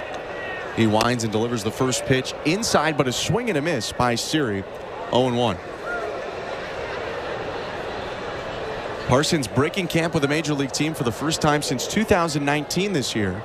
That was with the Atlanta Braves back in 2019. The 0-1 is lined foul to the right side. 0-2. It'll be Parsons' job to kind of eat up some innings, save some arms down there in the bullpen. Might even finish this game out unless somebody wants to get some work in. Maybe Genesis Cabrera would love to throw an inning. But Wes Parsons needs to throw at least 2 innings here. 0-2 is down and in. 1-2. Spent all but one of his games last year with the Buffalo Bisons. Made 17 starts for them. Pitched 1 game with the Dunedin Blue Jays too. The 1-2 is once again hit foul. And he did pitch one game at the major league level, started in the final game of the season for the Blue Jays. Parsons, though, pitching a bit in the majors for Atlanta and a bit for Colorado. 1-2 pitch, bounce to the plate, 2 balls, 2 strikes. Speaking of, on the St. Louis Bar and Grill out of town scoreboard, Atlanta and Philadelphia played their first games of the season today after rainouts washed away them and the New York-Milwaukee game. That's the Mets in Milwaukee yesterday. It was a 9-3 win for the Braves. 2-2. Line to center field, down for a base hit for Jose Siri.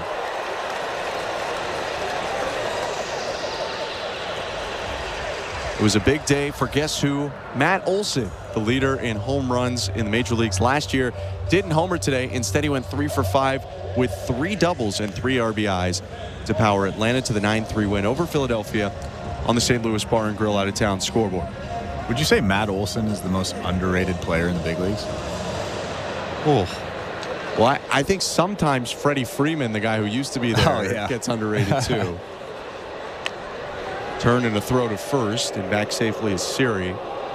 He's in the mix. I think in some pockets of baseball they know very well about him, but especially in an American League city like Toronto where they don't see Braves games as much, maybe he's not talked about as much. First pitch to Ben Rortvedt, high ball 1. Well, I would say in the Southeast, Matt Olson is probably very well known. Yeah, they know. Another guy on his team, like no one talks about Austin Riley all the time, who consistently does it at a high average with power. Parsons, the righty, kicks and delivers, and the runner goes. It's called strike 1. Throw down to second is not in time. A stolen base for Jose Siri. A 1-1 count now against Rortvedt, put a runner in scoring position with nobody down. Did you happen to see the Milwaukee-New York Mets game today when Rhys Hopkins slid in to Jeff McNeil at second base? I did not see that play. I was watching it a little bit in the background preparing for this game, but I didn't see that. What happened? Well, Jeff McNeil didn't like the way Rhys Hoskins slid into second base, and his cleat caught a little bit of his pants, and Jeff McNeil started yelling at him. Turning to throw to second, Siri back safe. And the bench is cleared. And obviously, nothing ever happens in a baseball brawl. until it does. But yeah, most of the time, no. Wonder if that's any carryover. Hoskins a long time Philly, McNeil with the Mets, so those two would have seen each other a lot over the last couple of years. 1-1 to Rortvedt's outside. 2 balls, 1 strike. Anyways, I just wanted to get your take on it to see if you thought it was a dirty slide. I didn't think it was that dirty of a slide. Jeff McNeil obviously thought otherwise, and then decided to point at him and say some questionable words directly in his face. Parsons throwing to second a second time, and Siri back safe again. That game would end up 3-1 for the visiting Milwaukee Brewers on our St. Louis Bar and Grill out of town scoreboard. Mets took an early lead in that one on a Starling Marte solo home run, but Christian Yelich would homer in a 3-hit day, and it was 3-1 Milwaukee by the end of it. Parsons 2-1 offering. Outside runner takes off, throw to third. Safe is the call.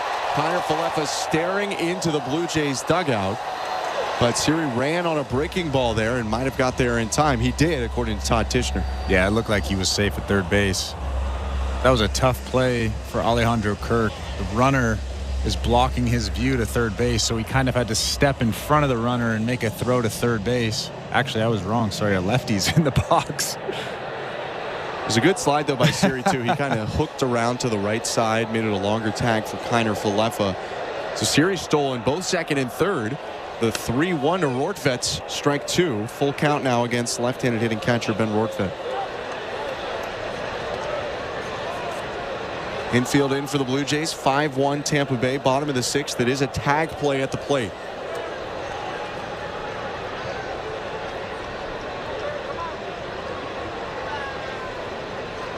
Payoff pitch. Fouled back. Rortvedt down to an E. And this game is still within reach, so the Blue Jays obviously bringing the infield in. It's much easier to come back from 5-1 down instead of 6-1. Siri covered in dirt after 2 stolen bases, takes his lead from third. The 3-2 pitch again fouled back. And again, Rortvedt down to a knee. It's a full count still.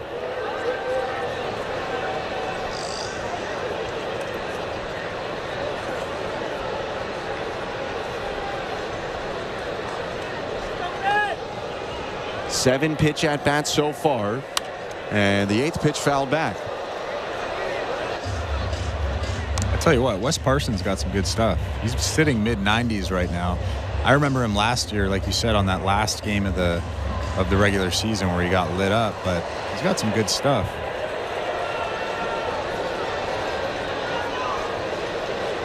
The 3-2 once more from Wes Parsons.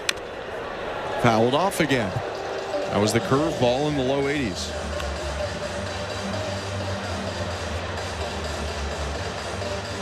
And Rortvedt's had a solid game at the plate. Singled and scored in the 3rd inning. Fly out to center in the 4th. And now in the midst of a big battle. Double-digit pitches in this plate appearance. The 3-2 is fouled back again. And this really could hurt the Blue Jays' plan here of trying to get a lot of length out of Parsons potentially, who's thrown for some an inning's worth of pitches, if you were really efficient, against Ben Rortvedt in this one plate appearance. Still no outs, runner on third, bottom of the 6th. And the pitch is fouled back again. This has been a 14-pitch plate appearance for Ben Rortvedt. 17 pitches for Parsons so far in the inning without an out recorded.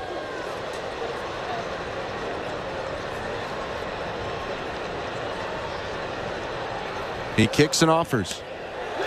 Ball 4. Trying to get him to chase the breaking ball low, but Rortvedt laid off for the walk, and there are runners on the corners with nobody out. And as a pitcher, that is the last thing that you want to happen. You have a 15-pitch battle with somebody, and then you end up walking them.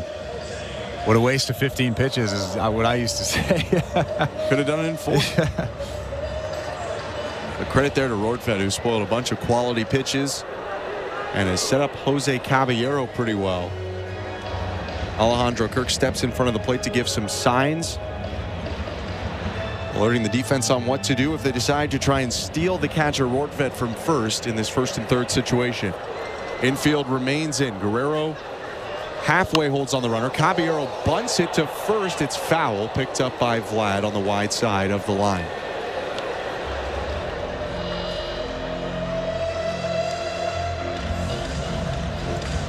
That was a safety squeeze, not a suicide squeeze. They didn't have the runners off on the pitch, but Caballero put a lot of force into that bunt up the first base line. Yeah, if that bunt was fair, that run definitely would have scored on that safety squeeze there. We'll see if they try it again. Caballero, right-handed hitter, swings at the 0-1 and fouls it back 0-2.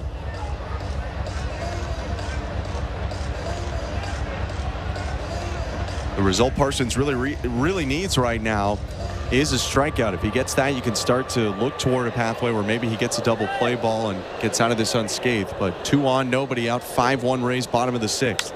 0-2 pitch, fouled off again. And here we go again. That's not what you want to see, because I can almost guarantee that Wes Parsons' job is to finish out this game. At least throw 2 innings. And this is, 15 pitches to one guy and now a battle with Caballero. 21 pitches and no outs. The 0-2. Broken back grounder to third. Kiner Falefa goes to second for 1. Over to first, not in time. Kiner Falefa was pulled to his left, so he didn't have a shot at Siri, who advances home and scores a run. It's an RBI fielder's choice for Jose Caballero, and now a 6-1 lead for the Rays. Well, IKF fielded that ball pretty cleanly, but he kind of double pumped on that throw to Kevin Biggio at second base, and that allowed Caballero to make it to first base safely. Caballero's a pretty quick guy, so you got to be quick against him. He stole 26 bases last season and just over 100 games for Seattle. Yandy Diaz up, runner on first, 1 out. The pitch is a breaking ball. That's the slider for strike 1. So now it's 6-1. 1 down in the bottom of the 6th.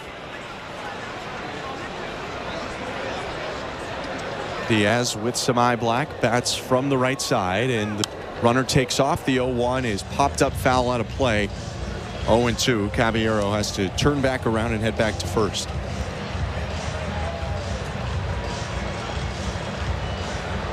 Well, the stolen bases for Caballero. He went 26 for 29 last year, although he was thrown out yesterday by Alejandro Kirk in his first stolen base attempt as a Ray. He takes off again on the 0-2, and the pitch is hit on the ground to third. Kiner Falefa won't have a play to second, so he flings it to first and records the second out of the inning. But on the head start, Caballero nullifies a double play opportunity.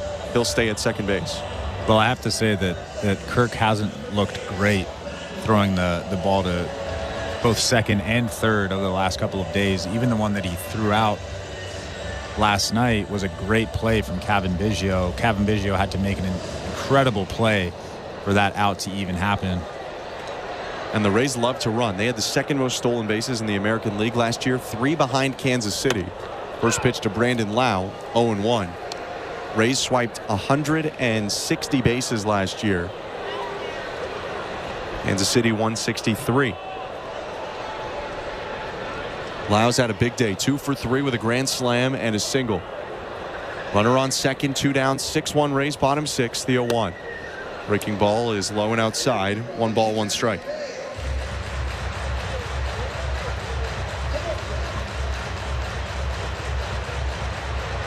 Lau tapping the plate twice. The left-handed hitter lifts his bat and points it straight up toward the roof at Tropicana Field. The 1-1 is a breaking ball sailed up and away, 2-1.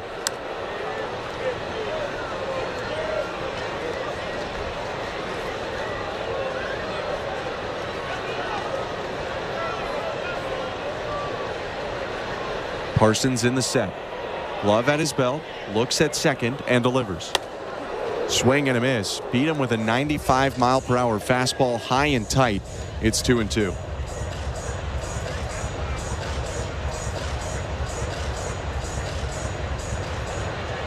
Parsons came on this inning, ending a 5-inning start for Chris Bassett. Here's his 30th pitch of the frame. Swing and a miss, strike 3. Beat him with 96. He strikes out loud to end the inning, but a run comes in to score on 1 hit. 1 runner is stranded, and it's 6-1 for the Rays as we head to the 7th. You're listening to Blue Jays Baseball, brought to you by your local family-owned Crown Rust Control Center, streaming at sportsnet.ca and the Sportsnet Radio Network. Timber Mart is Canada's building center, a solid neighbor to call upon when you've got a job to do. Your dependable home improvement store that offers the added value of Air Miles reward miles with every purchase of $15 or more. Visit timbermart.ca. At Crown Rust Control Center, protection runs deep because every Crown Rust Control Center is owned by a local family who cares beyond business. Your Crown Rust Control Center is 100% committed to their product, to you, to their community, which is your community. Protecting you and what matters to you is equally important as protecting your vehicle. Did you know spring's the best time of year to protect your vehicle from rust? For a special spring offer, find your local family-owned Crown Rust Control Center at crown.com. He doesn't throw fastballs, he throws fuego. He has the focus and agility of a Shaolin monk. Gold Glover Jose Barrios. He's not just a pitcher, he's a machine. He defends the field and our city's honor. He is one of the best defensively out on the mound. Jose Barrios is as good as gold.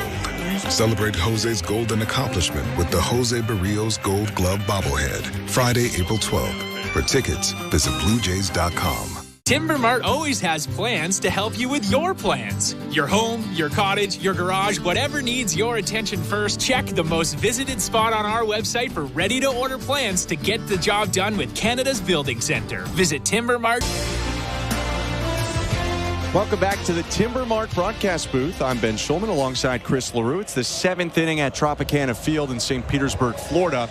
And Aaron Savali's day is done. The Rays starter with a very impressive first start of the season. Savali goes 6 innings, 4 hits, 1 run, 1 walk, and 6 strikeouts. His only blemish, a George Springer homer. Chris Davinsky in, and he starts off Dalton Varsho with a strike. Well, we could tell early on that Savali was almost mid-season form. Everything he was throwing was for strikes. He looked sharp. The righty Davinsky misses inside now to Varsho, 1-1. And I knew that the Jays would have their hands full, especially the way he looked early on. Leaves the game in line for the win. Davinsky, a guy who can work multiple innings, kicks and delivers. Varsho fouls it back, 1-2.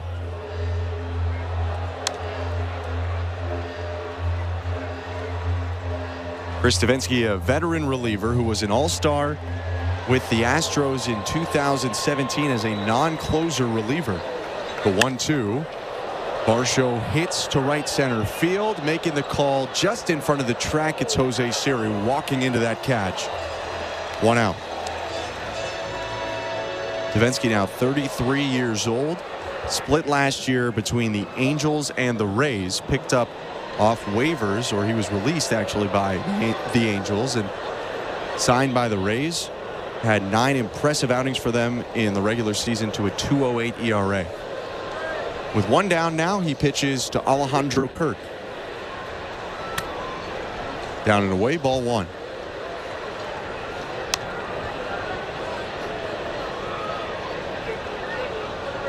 Just 4 hits so far for the Blue Jays. Varsho, who was just retired, has 1 of them.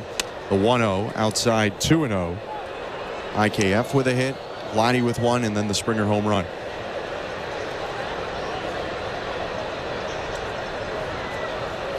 Davinsky's 2-0. Called strike at the top of the zone with a changeup, 2-1.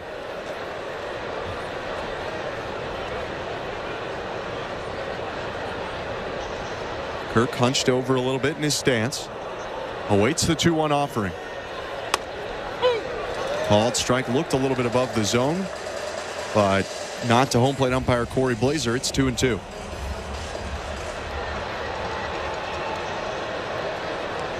Davinsky shakes off a sign, shakes off another. Now the pitch. Low with the breaking ball. Kirk has worked a full count.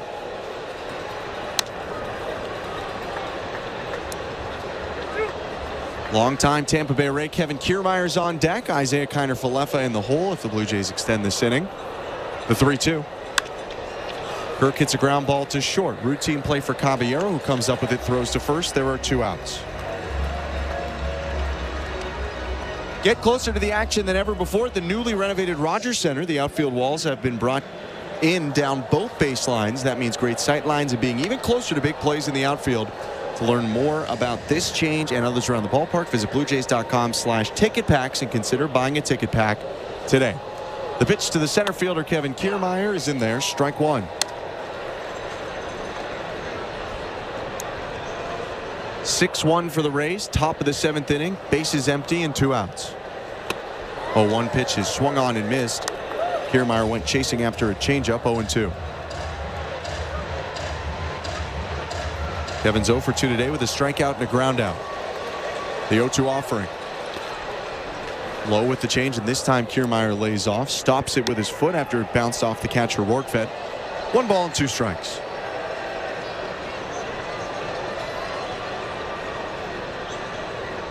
Davinsky's set into the wind. His 1-2. Another changeup low, and again Kiermaier lays off.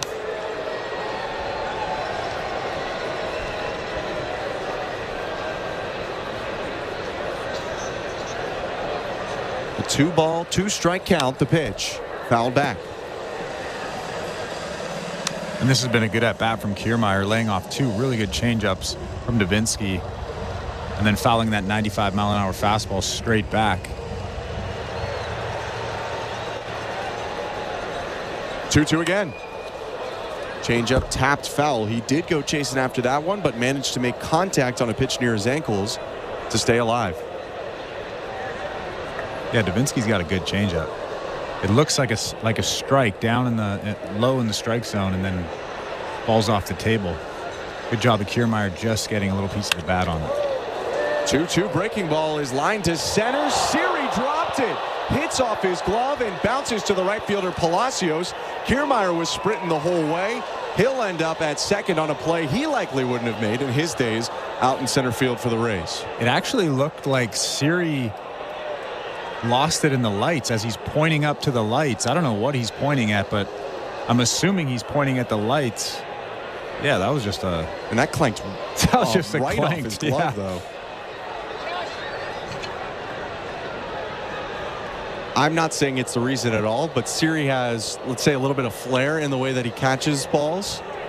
He often catches them underhand or off to his side or walks into them or takes an interesting angle.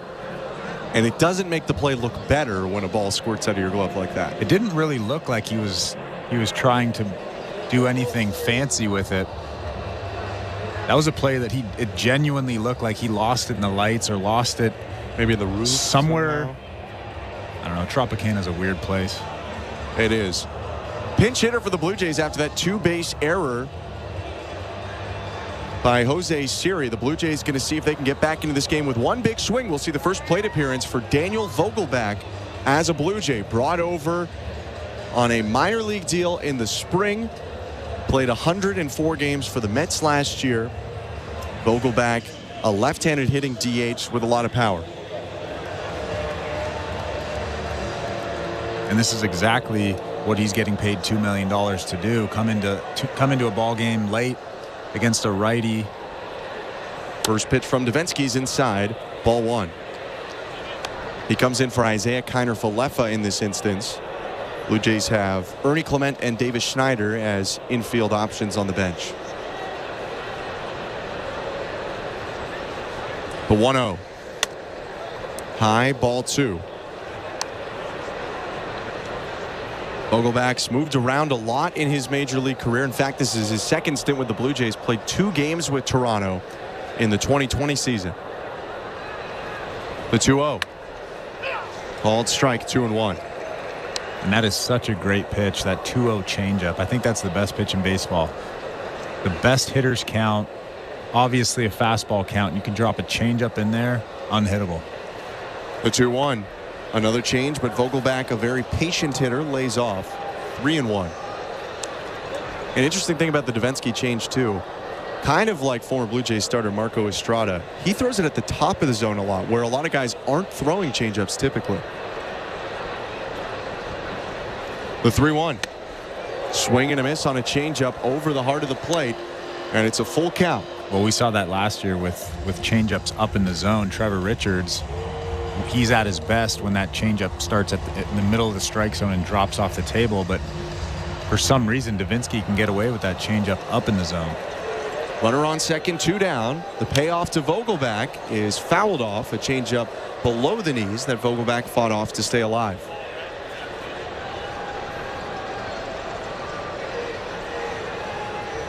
The left-handed hitting slugger was an all-star in 2019 with Seattle when he hit 30 home runs for the Mariners. He faces the 3-2 again and hooks it on the ground to first. Diaz flips back to Davinsky, who steps on the bag and ends the inning. Davinsky erases the 2-base error by Jose Siri and ends the inning, sends us to the 7th inning stretch with the Rays up 6-1. You're listening to Blue Jays Baseball, brought to you by your local family-owned Crown Rust Control Center, streaming at sportsnet.ca and the Sportsnet Radio Network. The Blue Jays are inviting you to work from Dome.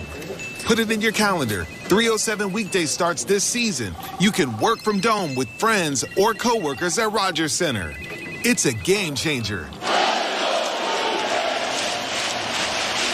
Make the ballpark your office for the afternoon. Work from Dome, 307 weekday starts. Let's touch base. Check out ticket options on BlueJays.com/workfromdome. Everyone dreams of owning their own personal slice of heaven. Now you can, thanks to Fixed Rate Pizza by Pizza Pizza.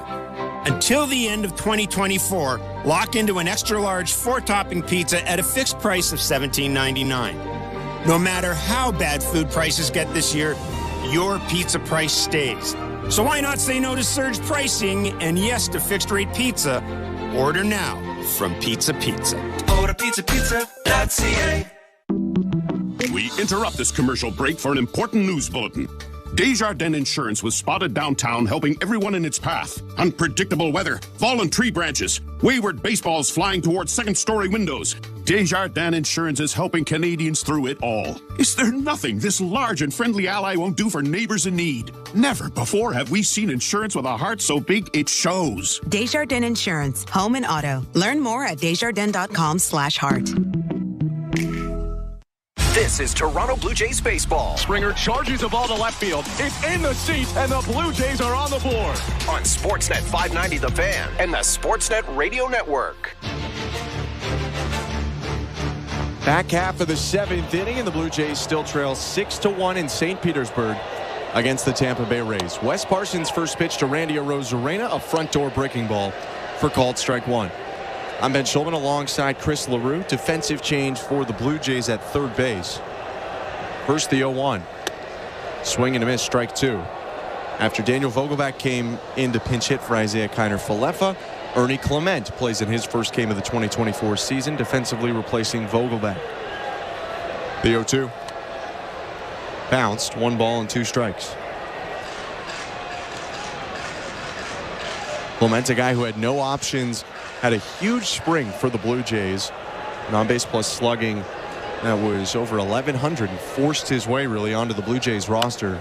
1-2 pitch is bounced in front of the mound. Parsons picks it up on one hop and will just toss it over to Guerrero easily for the first out. And we've heard from multiple scouts and people in the front office that if Ernie Clement was let go on the waiver wire, he probably would have been picked up by another team and potentially even start with other teams. Yeah, Clement, a guy who's in his late 20s with major league experience, had a big year at AAA last year and contributed, batting .380 in his limited time with the Blue Jays last year. Here's the pitch to right-handed hitting Isaac Paredes. He pops it up, right side, foul territory. Vlad on the side warning track. We'll just have to watch it go into the fourth row of seats, 0-1. Let's take a look at the St. Louis Bar and Grill out-of-town scoreboard. Aside from Pittsburgh leading Miami 4-1 in the bottom of the 5th, the Yankees in Houston are in action right now, the only other game playing. Astros currently with a lead. Here's the 0-1 to Isaac Paredes. Called strike two. It's 1-0 right now for the Astros over the Yankees. That game in the top of the 3rd inning.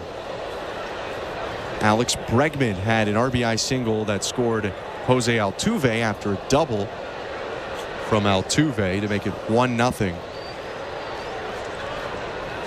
0-2 pitch by Parsons is lifted lazily to center field. Kiermaier ranging to right center makes the catch. 2 down. That's a matchup of Carlos Rodon and Christian Javier. The Yankees looking for a big bounce back from Rodon, their major offseason acquisition. Not this offseason, but the one before that, who really struggled last season and also dealt with injuries. Rodon pitching fine so far, but his team down 1-0. That out-of-town score brought to you by St. Louis Bar and Grill. It's 6-1 in the Blue Jays game right now, but it's a Tampa Bay Rays lead as Richie Palacios fouls off the first pitch he sees. No balls, 1 strike, 2 outs, bottom of the 7th with the bases empty. And Wes Parsons making quick work of the first 2 batters he faced here in the 7th. Stark contrast from last inning. 0-1 is foul tipped, and it's 0-2. Parsons had to go into the 30s in pitches last inning. This would be big for the Blue Jays just in terms of a not taxing the bullpen early standpoint if Parsons can keep going in this game. 0-2 pitch, high, ball 1.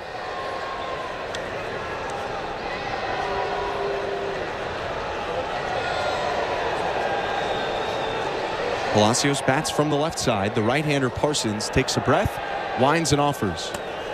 Bounced it in front of the plate, and Palacios danced out of the way. It was a fastball, I believe, that he spiked, and it's 2-2.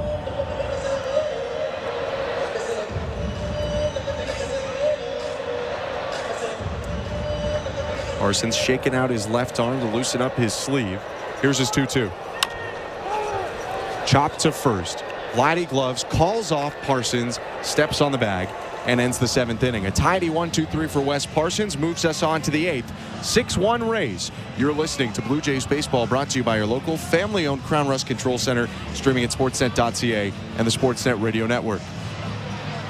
The NBA playoffs are right around the corner, and you can hear the best matchups and wall-to-wall coverage on NBA Radio Channel 86. Driving through the rim, got there, lays it up and in! We're getting you ready for the postseason with our experts all day, every day. This is what playoff basketball is, man. This ain't about pretty stuff.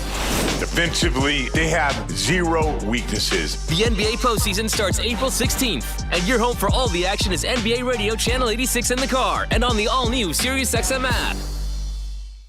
Are you regretting eating that gas station hot dog? Yeah, we know. We've been there too. This is a message for baseball fans like you. Did you know that you get a channel that's talking baseball 24/7 as part of your Sirius XM subscription? What? Our lineup includes shows hosted by former big leaguers and executives. Plus, you'll hear from 17 managers each week. MLB Network Radio is on Sirius XM Channel 89, or just search MLB Network Radio on the SXM app. Sirius XM Sports. We're more than just a game. March Madness is finally here.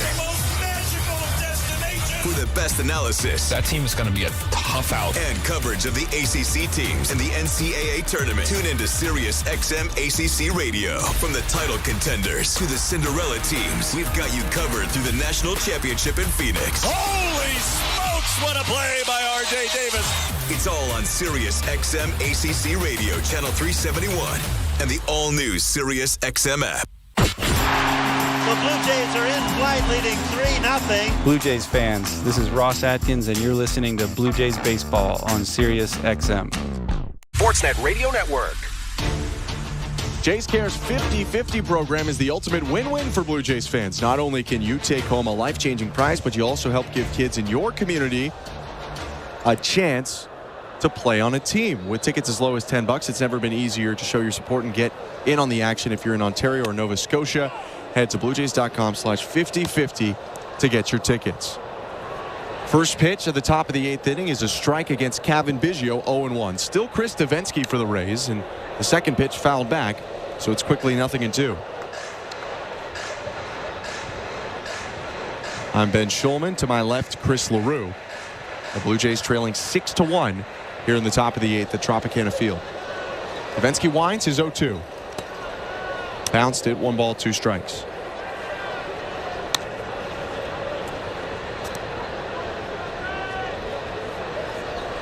This is the second of a 4-game series that the Blue Jays will have against the Rays to start the season. 1-2 pitch. Popped up, foul, third base side. The third baseman Paredes makes the catch. 1 out. And it's generally a tough start to the season, or relatively a tough start to the season. The Blue Jays spent 4 days at the Trop, 3 days in Houston, and 3 days at Yankee Stadium before returning home for the home opener against the Seattle Mariners on April 8th. Well, if the Blue Jays can play like they did last night, I don't think they'll have much trouble. First pitch is spiked to George Springer. It's a ball 1. But their offense is nowhere to be found tonight. But I think that was in large part because of how the Rays starting pitcher Aaron Savali pitched. He looked great. A 1-0. Springer hits it hard on the ground, but the second baseman Lau is right up the middle. He gloves it and throws to first, 2 down. Now, I will say, it should be noted that the Blue Jays every year are going to have, at least in the current AL East landscape, one of the tougher schedules in baseball. They, along with pretty much every AL East team, was ranked, at least by Baseball Reference, to have one of, if not the toughest schedules in baseball. The Blue Jays were number 1 last season. The pitch to Vladimir Guerrero Jr. is called strike 1. Because as much as people say it's a balanced schedule, it's not a balanced schedule. You still play your division 13 times, the 0-1. Vladdy ropes it past the dive of the shortstop Caballero into left field for a base hit. Although the offense hasn't done a ton today, Guerrero has. He's on base for the 3rd time. It's his 2nd hit. He's now 2 for 3. Yeah, and that was just a slider that Davinsky left over the middle of the plate. And again, Vlad didn't try to do too much with it. A lot of the time last year, he would have just rolled over that pitch. We talked about that earlier, but he hits a rope up the middle for a base hit. So Guerrero extends the top of the 8th inning. But on the schedule, you're going to play the Yankees, the Rays, the Orioles, and the Red Sox 13 times. Bo Bichette fouls it back and stumbles over. It's 0-1. So you're going to have a tough schedule. And for the Blue Jays, yes, they have a lot of road games early, but that means that they get a lot of road games out of the way, too. They had a tough start last year, and then they had kind of a softer stretch in September at one point where they played 3 last-place teams in a row in Colorado, Oakland, and Kansas City. 0-1 to Bichette. He popped up a change, foul territory. Diaz on the side warning track, squeezes it, and ends the inning. Guerrero's hit, the only action for the Blue Jays in the top of the 8th. Last chance for insurance for the Rays as the bottom of the 8th inning is coming up. You're listening to Blue Jays Baseball, brought to you by your local Family-owned Crown Rust Control Center, streaming at sportsnet.ca and the Sportsnet Radio Network. At Crown Rust Control, protection runs deep because every Crown Rust Control Center is owned by a local family who cares beyond business. Your Crown Rust Control is 100% committed to their product, to you, to their community, which is your community. Protecting you and what matters to you is equally important as protecting your vehicle. Did you know spring's the best time of year to protect your vehicle from rust? For a special spring offer, find your local family-owned Crown Rust Control Center at crown.com. Everyone dreams of owning their own personal slice of heaven. Now you can, thanks to Fixed Rate Pizza by Pizza Pizza. Until the end of 2024, lock into an extra-large 4-topping pizza at a fixed price of $17.99. No matter how bad food prices get this year, your pizza price stays. So why not say no to surge pricing and yes to fixed-rate pizza? Order now from Pizza Pizza. Go to pizzapizza.ca. We interrupt this commercial break for an important news bulletin. Desjardins Insurance was spotted downtown helping everyone in its path. Unpredictable weather, fallen tree branches, wayward baseballs flying towards second-story windows.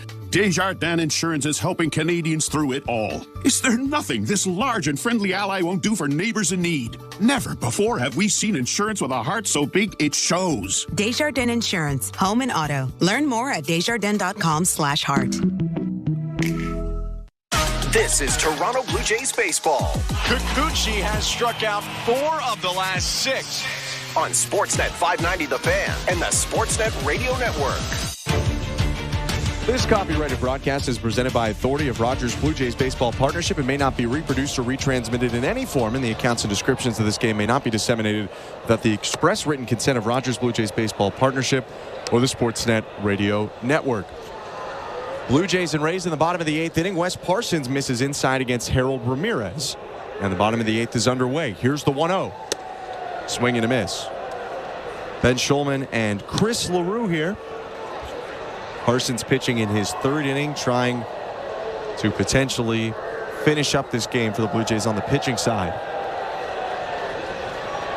The 1-1 and 2.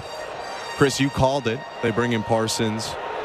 Use the length in his arm to try and finish off the game. And hey, if they score 5 runs or 6 runs in the top of the 9th, then they look toward a Jimmy Garcia, Chad Green for the bottom half. The 1-2. Bounced it, 2 balls, 2 strikes. Yeah, but I think the biggest thing, this early in the season, you don't want to overuse your bullpen, right? So to have a guy like Wes Parsons come in, eat up 3 innings, I actually thought that Genesis Cabrera might throw 1 inning just to get some work in. But to have Wes Parsons eat up these last 3 innings, 2-2, bounce to the first base side of the mound. Parsons picks it up near the line and is thrown over the base runner up the right field line. Ramirez made a turn towards second, but gets back to first. Yeah, that was just a tough play all around. That ball almost on the line. Wes Parsons essentially had to do what he did to try to throw that ball over Ramirez's shoulder. Otherwise, he would have hit the runner. He throws it too high. Vladdy can't reach it, trying to keep his foot on the bag. That was just an awkward, tough play all the way around. They do charge Parsons with an error, though. And one wrinkle this season that's new. Ramirez there was running on the fair side of the line, which is now legal. First pitch to Jose Siri, called strike 1. Major League Baseball has changed the running lane rule. Previously, you'd see that line of chalk on the on the foul side of the baseline. That's where runners were supposed to go. Here's the 0-1 to Jose Siri. Outside, ball 1. But for a long time, people had said, well, that doesn't really make a lot of sense. The base is in fair territory, so why are you forcing guys, especially right-handed hitters, to curl into foul territory and then step back into fair territory? Now, wherever there's dirt, until the cut of the grass, you can run and you will not be charged for obstruction if you get in the way of the throw. 1-1 is called strike 2. I think that's a great rule. If you're doing something naturally and you're not kind of going out of or veering away from something that you would naturally do, I think that rule is exactly the way it should be. Runner on first after the Parsons error. The 1-2 pitch. Ground ball to third. Clement up with it. Throws over to Biggio for 1. Back to first. 5-4-3. Double play. And the error is erased. Yeah, I think it's a great rule, too. I mean, a couple years ago, the Nationals got burned on it. I believe in the World Series, there's I mean, it kind of turned into a bit of a meme, but David Martinez came to the press conference with a picture of where the guy was running. I can't remember the base runner for the life of me, but a throw hit a base runner in the back. He didn't throw his hands up in the air or anything. If you're in the runner's lane on the fair side and you like stick your hand up, that's still interference, obviously. Yeah. But first pitch to Rortvedt inside, 1-0 with 2 outs. But it makes sense to run even if you're an inch inside the line. If you're a right-handed hitter, that's kind of naturally the shortest path to first base is just being a little bit inside of the line. The 1-0 is lined into center field, a base hit. 2 for 3 day for Ben Rortvedt, who hit just 118 in 32 games with the Yankees last year. Yeah, I think that as a right-handed hitter, it's just unfair to expect you to kind of veer back to the right side of that line, and lefties don't really have to do anything, right? No, I mean, a lefty is coming out of the box almost right on that line anyway. But the righty running across the plate would have to really kind of like banana peel their way to first base rather than running a straight line. First pitch to Jose Caballero is hit hard. Fair ball down the left field line. It's bouncing into the corner, picked up by Varsho. Rortvedt gets the stop sign at third. Stand-up double for Caballero. His first base hit of the day. And the Rays threatening here with 2 down in the bottom of the 8th. First double of the season for Jose Caballero. In fact, it's his it's his second base hit as a Tampa Bay Ray.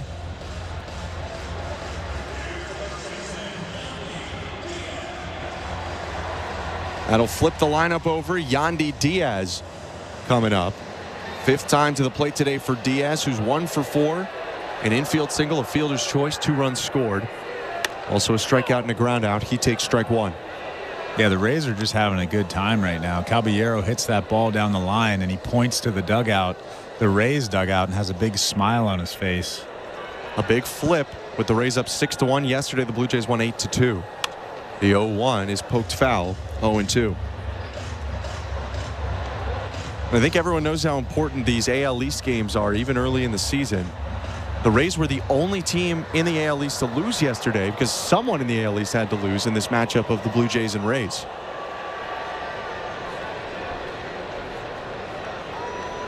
Second and third, 2 down. The 0-2 is low, 1-2. Yeah, and I never get too excited about the first 6 or 7 games, whether they're good or whether they're bad. I think that's just the way baseball is.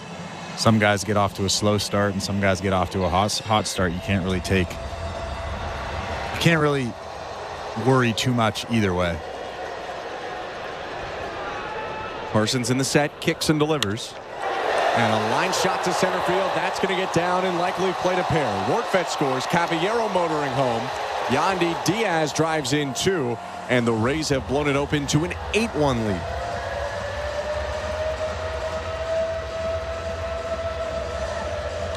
Yeah, these Rays are just having fun. Yandy Diaz, his arms in the air, yelling at the dugout. They were beat up pretty badly yesterday, so to be winning 8-1 must feel good for them. Both of these teams had pretty angst-filled off seasons after they made the playoffs, but both were swept out of them immediately in the wild card series.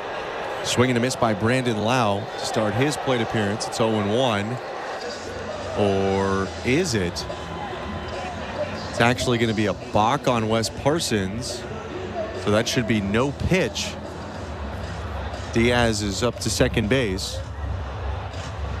And I believe the count is 0-0. It is. So now a runner on second, 2 down, bottom of the 8th. Parsons' first official pitch is popped up. Actually, will be a fly ball out to left center field. Kiermaier makes a 2-handed catch and ends the inning. Yandy Diaz driving in a pair, though. 2 runs on 3 hits for the Rays. They're up 8-1 as we go to the 9th. You're listening to Blue Jays Baseball, brought to you by your local family-owned Crown Rust Control Center, streaming at sportsnet.ca and the Sportsnet Radio Network. Here's what's happening on Sirius XM Sports. Sweet 16 women's and men's basketball continues tonight. Sirius XM College Sports Radio 84 with a thorough analysis of the matchups. and which schools could qualify for the Final Four. Your home for March Madness. SiriusXM College Sports Radio, Channel 84, and the SiriusXM app. SiriusXM Sports. Wherever you are, your team plays here. This is CJ Nikowski. Join me, Ryan Spilborghs, and Brad Lidge every weekday at 2 p.m. Eastern as we give you the player's perspective of what's happening in baseball. He is possessed every time he goes out there right now. This is crazy. There's this energy that certain players bring. It's Loud Outs every weekday at 2 p.m. Eastern on MLB Network Radio, SiriusXM, Channel 89, and the all-new SiriusXM app. Hi, this is Mike Tirico. The 2024 Masters Tournament is coming, and you can hear all the action on SiriusXM. It turned right into the cup for John Rahm. Masters Radio returns Monday, April 8th, with play-by-play coverage from Augusta National Golf Club beginning Thursday, April 11th. Rory McIlroy, 8 under par, 64. He's thinking Grand Slam. Hear the 2024 Masters on Channel 92 when you're in the car and on the all-new SiriusXM app. Jays fans, this is George Springer, and you're listening to Blue Jays Baseball on SiriusXM. George Springer, airborne, snatches it out of the sky. Welcome back to the Timber Mart broadcast booth. Top of the 9th inning, the Tampa Bay Rays trying to secure their first win of the season, leading 8-1 over the Blue Jays. And even with that large lead, they'll get some work for their typical setup man. Jason Adam is in the game, the right-hander to face Justin Turner, Dalton Varsho, and Alejandro Kirk.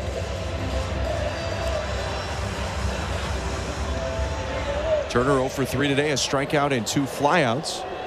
Takes 2 half swings and now steps in.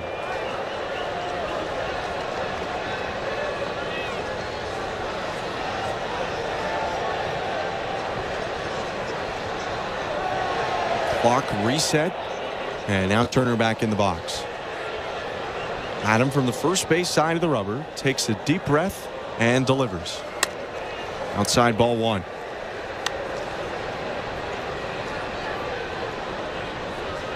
Jason Adam has a changeup, a fastball, and a sweeper. Splits them up pretty evenly. The 1-0. Called strike 1. Fastball mid-90s. Can touch the high 90s sometimes when he reaches back for extra.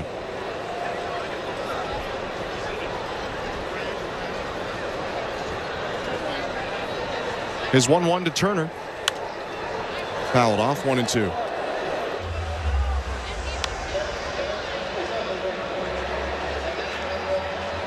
Adam is the third pitcher today for the Rays. The starter Aaron Savali went 6th. They got 2 innings of work out of Chris Davinsky out of the pen.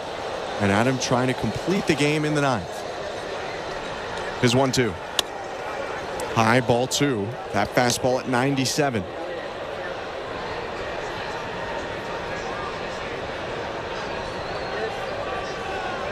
Adam actually a former Blue Jay, pitched for Toronto in 2019. His 2-2.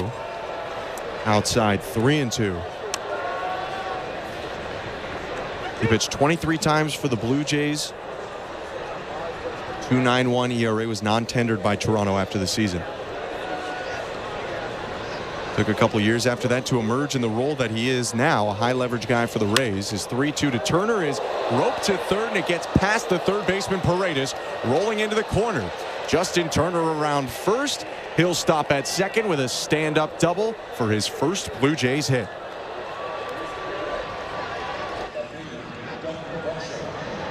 I have to state that non-tender by the Blue Jays is a tough non-tender for Jason Adam after the 2019 season. He had really good stats, albeit a smaller sample size. But if I was 3-0 with a 2.9 and I got non-tendered, I'd be pretty upset.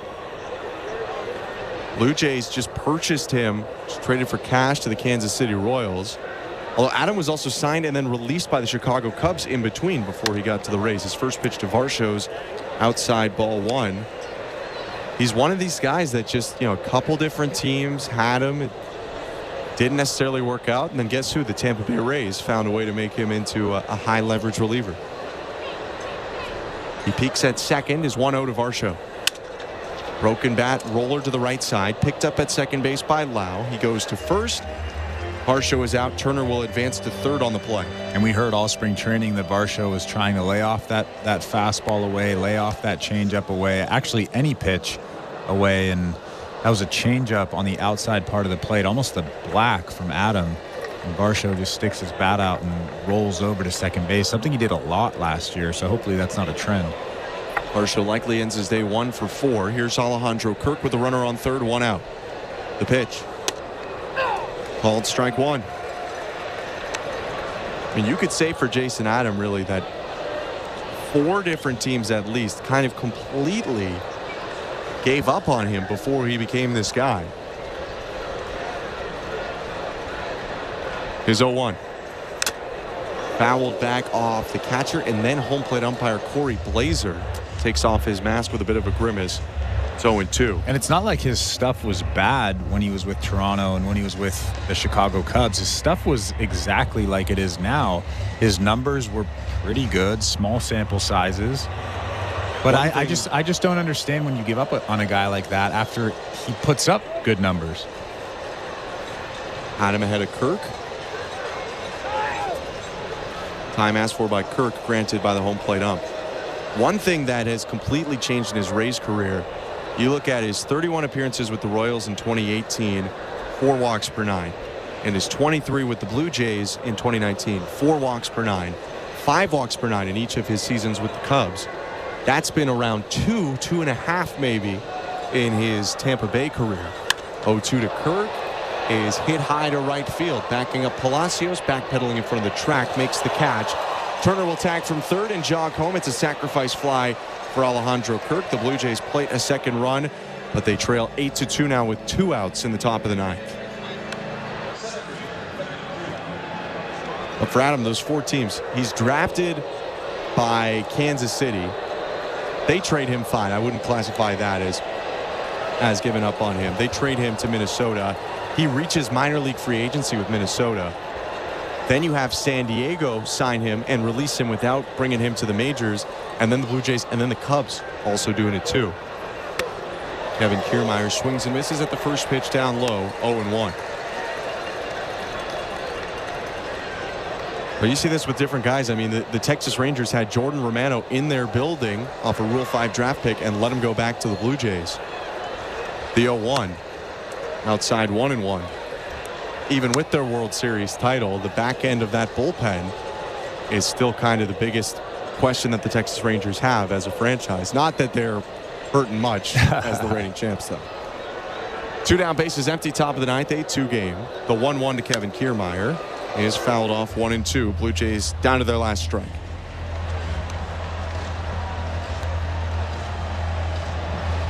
Ernie Clement would hit next for the Blue Jays if the game continues.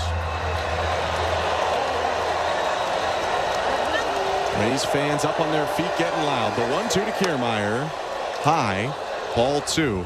Kevin lost a piece of protective equipment. Home plate umpire Corey Blazer actually pointed it out to him. Kiermaier didn't notice. I'm going to guess that Kevin's going to ask for time. Or actually, I think that's his sliding glove, potentially. Yeah, that oven mitt that he normally puts on to protect his fingers, protect his wrist. The 2-2. Swing and a miss. Strike 3.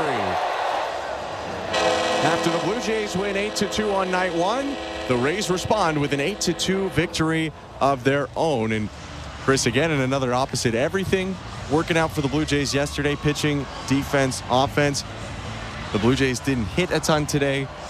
The starting pitcher, Chris Bassett, had a tough day. And the Blue Jays commit 3 errors in the game. Yeah, I think it was a bit of a messy game for Toronto, but like we talked about earlier, it's just the second game of the season. You can't take too much stock into what guys are doing, although I really like what Vlad did tonight. He's really showing that he's trying to stay through the ball and not pulling off. He's making good decisions up there. If I'm a Blue Jays fan, I'm looking at that and I'm thinking that's a good sign for this team moving forward, because I think that if the Jays want to make the playoffs and make a run to the World Series, it's not only the pitching and the defense that are important, it's also Vlad, because if Vlad has a good season, this team will probably just follow along and have a good season as well. We'll talk about his night and wrap up the game when we return. It's an 8-2 Rays win on day 2 of the season. Stick around. You're listening to Blue Jays Baseball, brought to you by your local family-owned Crown Rust Control Center, streaming at sportsnet.ca and the Sportsnet Radio Network. At Crown Rust Control Center, protection runs deep because every Crown Rust Control Center is owned by a local family who cares beyond business. Your Crown Rust Control Center is 100% committed to their product, to you, to their community, which is your community. Protecting you and what matters to you is equally important as protecting your vehicle. Did you know spring's the best time of year to protect your vehicle from rust? For a special spring offer, find your local family-owned Crown Rust Control Center at crown.com. When you have an iconic look like Danny Jansen, picking new glasses can be tough. Too big, too small, too cool, too much, too 90s, too futuristic. I think I'm just going to stick with the originals. These are working just fine. He is really seeing the ball well. Your friends will do a double take when they see you in your Danny Jansen new blue replica jersey and glasses. And he's got some style. On Monday, April 29th, the first 15,000 fans will receive a Jano bundle. For tickets, visit BlueJays.com. Everyone dreams of owning their own personal slice of heaven. Now you can, thanks to Fixed Rate Pizza by Pizza Pizza. Until the end of 2024, lock into an extra-large 4-topping pizza at a fixed price of $17.99. No matter how bad food prices get this year, your pizza price stays. So why not say no to surge pricing and yes to fixed-rate pizza? Order now from Pizza Pizza. Order pizzapizza.ca. He doesn't throw fastballs. He throws fuego. He has the focus and agility of a Shaolin monk. Gold glover Jose Barrios. He's not just a pitcher. He's a machine. He defends the field and our city's honor. He is one of the best defensively out on the mound. Jose Barrios is as good as gold. Celebrate Jose's golden accomplishment with the Jose Barrios Gold Glove Bobblehead. Friday, April 12th. For tickets, visit BlueJays.com. This is Toronto Blue Jays baseball. Fastball cracked to center field. To the wall, to the track. It's gone. On Sportsnet 590 The Fan and the Sportsnet Radio Network. The Blue Jays fall in Game 2 of the season 8-2 to the Tampa Bay Rays. And now it's a 1-1 score in the series so far, the first series of 2024. I'm Ben Schulman alongside Chris LaRue. Let's take a look back at this game that kicked off at 6:50 with the first pitch from Aaron Savali. He was really good today for the Tampa Bay Rays. Went 6 innings, 4 hits, 1 run, 1 walk, 6 strikeouts. Really the only guys he had trouble with, Vladdy, who had a hit and a walk off of him, and George Springer, who started the scoring today with a home run in the 3rd inning. Chris, that's the 2nd home run for Springer in as many games. First Blue Jay to hit a home run in each of the first 2 games of the season since Vernon Wells in 2010.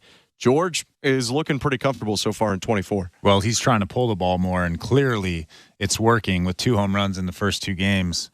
But I think the biggest thing is there was a lot of negative, I guess, talk about how he underperformed and will he continue to underperform. So I feel like he's silencing those critics during these first 2 games, the first 2 home runs of his season. I think that him and Vlad have shown the fans of this team that they are going to do better, and last year was kind of just an outlier. This was just a messy game. It was just one of those games where you watch it and nothing really good happens. So you kind of have to battle through it as a player, as a fan, as a broadcaster. But my highlight is Vlad. Vlad looks great. And if he can continue hitting like he is, then Jays will be fine. Vlad went 2 for 3 with 2 singles and a walk in the game. After the Springer homer in the 3rd, the Blue Jays led 1-0. Chris Bassett had rolled through the first 2 innings, striking out 5, only allowing 1 base runner on a walk, but immediately gives up a single to Ben Rortvedt, hits Jose Caballero with a pitch, and then a Yandy Diaz ground ball to short is bobbled instead of a potential double play or even just 1 out. No outs are recorded. The bases were loaded with nobody out in that 3rd inning, and Brandon Lau stepped up to the plate. The 1-1. Rocket to right center field. A grand slam for Brandon Lau. The Rays jump all over Bassett here in the third. It's 4-1 Tampa Bay. Yeah, that was the backbreaker for the Blue Jays. Obviously, the batter before that, Yandy Diaz, reached on the error from Bo Bichette. And then Chris Bassett gives up the grand slam there. But this is just one of those games where you forget about it. You come to the field tomorrow. You have a better attitude. It's too early to worry about these games. The Blue Jays come out of this game healthy. Vlad is hitting well. George Springer is hitting well. Justin Turner got his first hit tonight. You kind of have to search for the positives, but you just forget about it. You turn the page. You come to the field tomorrow, and you get a win. Turner doubled in the ninth inning, came around to score on an Alejandro Kirk sac fly. So Turner, like you said, with his first hit of the game. But the Blue Jays lose 8-2. Tampa Bay scores 8 runs on 10 hits, 1 error. Blue Jays with 2 runs, 6 hits, 3 errors. A win for Aaron Savali to move him to 1-0. Chris Bassett loses to go to 0-1 on a game that took 2 hours and 28 minutes at Tropicana Field in front of a crowd of about 18,500 fans. The Blue Jays will be back tomorrow at 4 o'clock once again as one of these two teams tries to at least ensure a split in the series. It's 1-1 so far. The Blue Jays and Rays will face off again at 4, and we hope to see you there. For our host and producer today, Sho Ali, our technical director, Tom Young, and my partner, Chris LaRue, I'm Ben Schulman. Hope you have a good night, but stick around first. Don't go anywhere yet because Jays Talk with Blair and Barker starts right now.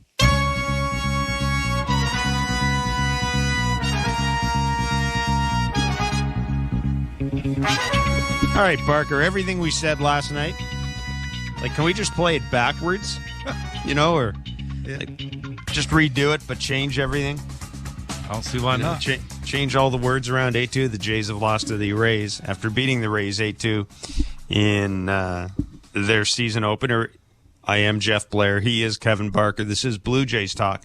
The numbers, as always, 416-870-0590, star 591 888-666-0590. Let's commiserate together, shall we? For the first time in the 2024 championship season. Kevin Barker, where do you want to start? I've got Chris Bassett behind door number 1, Bo Bichette's defense behind door number 2, and that's really, basically what I think the story came down to. We could throw Aaron Savali in there as well. But you pick. Where do you want to start? Yeah, I think we go with door number 1, but also I want for door number 3, the stolen base thing. Like, we had John on today, John Snyder, the manager of the Blue Jays, and we asked him about controlling the running game, and I'm not sure that everybody was listening. So I think we need to talk about that too. So we could start with Bassett. Look, I was in spring training. I saw a couple of his starts. Those starts looked exactly like this start. Like, when he gets to 2 strikes, I've heard him say in the past that he needs the extra little gear and velocity. It's not a hard thrower. Like, you ain't going to throw 94, 95, 96. But occasionally he needs the extra little gear, right? He needs some 94s in there with 2 strikes. That way he doesn't have to be as fine with the sweeper and the two-seamer and the cutter and the slow breaking ball and some change-ups. And you can tell, he was trying to force velocity occasionally. He was trying to aim some balls. You could see that he was pronating some changeups, trying to force it, right? So that if he did miss, it was a good miss and they weren't putting the ball in place. So I wouldn't be too worried about that. He's a veteran guy. He's been around for a bazillion years. He understands, sort of changing mechanics and getting a little bit better finish, which will help your release point and, having that good stretch when the ball comes out of the glove. Like, he'll fix that and the velocity will be a little bit better. And I think here's secondary stuff with 2 strikes will be crisper, which would mean he won't throw as many pitches in an inning, which means he'll go deeper in games. So I wouldn't worry too much about that. And I would, sort of think the next start will look a little bit better for him. Yeah, I thought Buck made a point during the telecast. He did, and it's something I know that, we talked about when we were chatting before he came on. Buck made the point you could almost tell he was looking for something during the game. Maybe it was that extra, that little extra that you're talking about. You get a sense when you watch a pitcher long enough, when you've seen him long enough to know when there's just, he's looking. He's searching for something. Yeah, he's that guy that sort of saves certain pitches and certain velocities for certain times of games, and I think that a lot of the times is with two strikes. When he wants to be efficient, and you can tell he really had to struggle through and bear down and really try and think about when he got to two strikes how he's getting the guy out. Right? It was.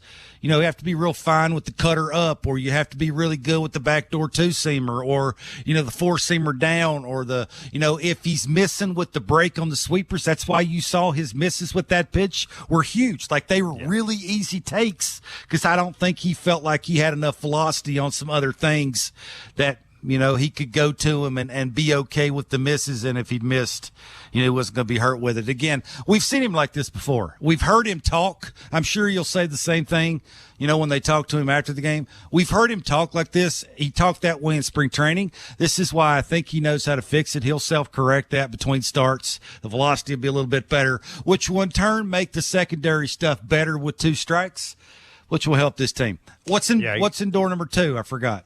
Bichette, I was just going to mention, though, he had one whiff on the sweeper tonight. He only threw 7 of them, but if you look at that compared to last year it was a very effective pitch for him, and you're right, he didn't have that. And the grand slam was, what do you always say about a cut fastball? If a cut fastball isn't a BP heater, which is exactly what it was. Brandon Lau jumped all over it, the grand slam. Immediately after Bo Bichette's error, the first of 2 errors by Bo tonight. Talk to me about those two plays in particular. Yeah, well, again, you know, that looked to me like Bo in the first one was trying to get around that ball so he could try and turn the double play, right? Again, this is a big moment. He's trying to keep his pitcher, if not in the game, at least try and give his team a chance to come back in the game. And yeah, there's 2 on. Leadoff single to the number 8 hitter, and the number 9 hitter hit by pitch. So Yeah, it's just one of those things, right? Instead of trying to get around it, just get in front of it, flip it to the second baseman, and try and do it that way, right? At least get one out. Bo didn't do that. The second one, look, I think Vladdy should have caught that. Like, that was a big enough hop that he just basically swung and missed at it with his glove. That, for me, is more on Vladdy. But, again, that's, you know, one of those things. If you don't throw it in the air and it doesn't get to your target, you're probably going to get the error for it. It's just a sloppy little game, right? When you're sort of your pitcher, because you are a pitcher first team.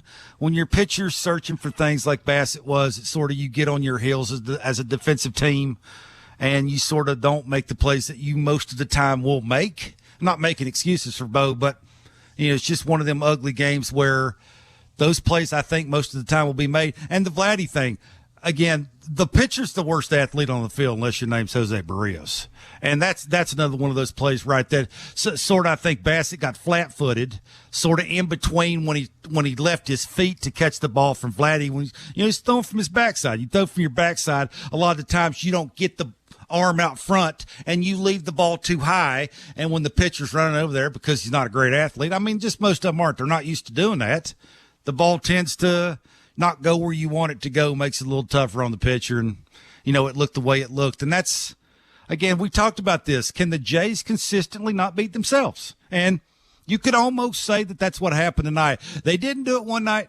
They did it tonight. It just consistently needs to be cleaned up, and they need to make the plays they're supposed to make. And, again, it needs to turn into a habit that opposing teams know that when they play the Blue Jays, they ain't going to beat themselves. You got to beat them, and you can sort of check that off the list. That didn't happen tonight. You move on. You throw this in the garbage. You come back tomorrow. You pitch better. One thing that Bassett did do really well, faced 24 batters. He threw 20 strike ones.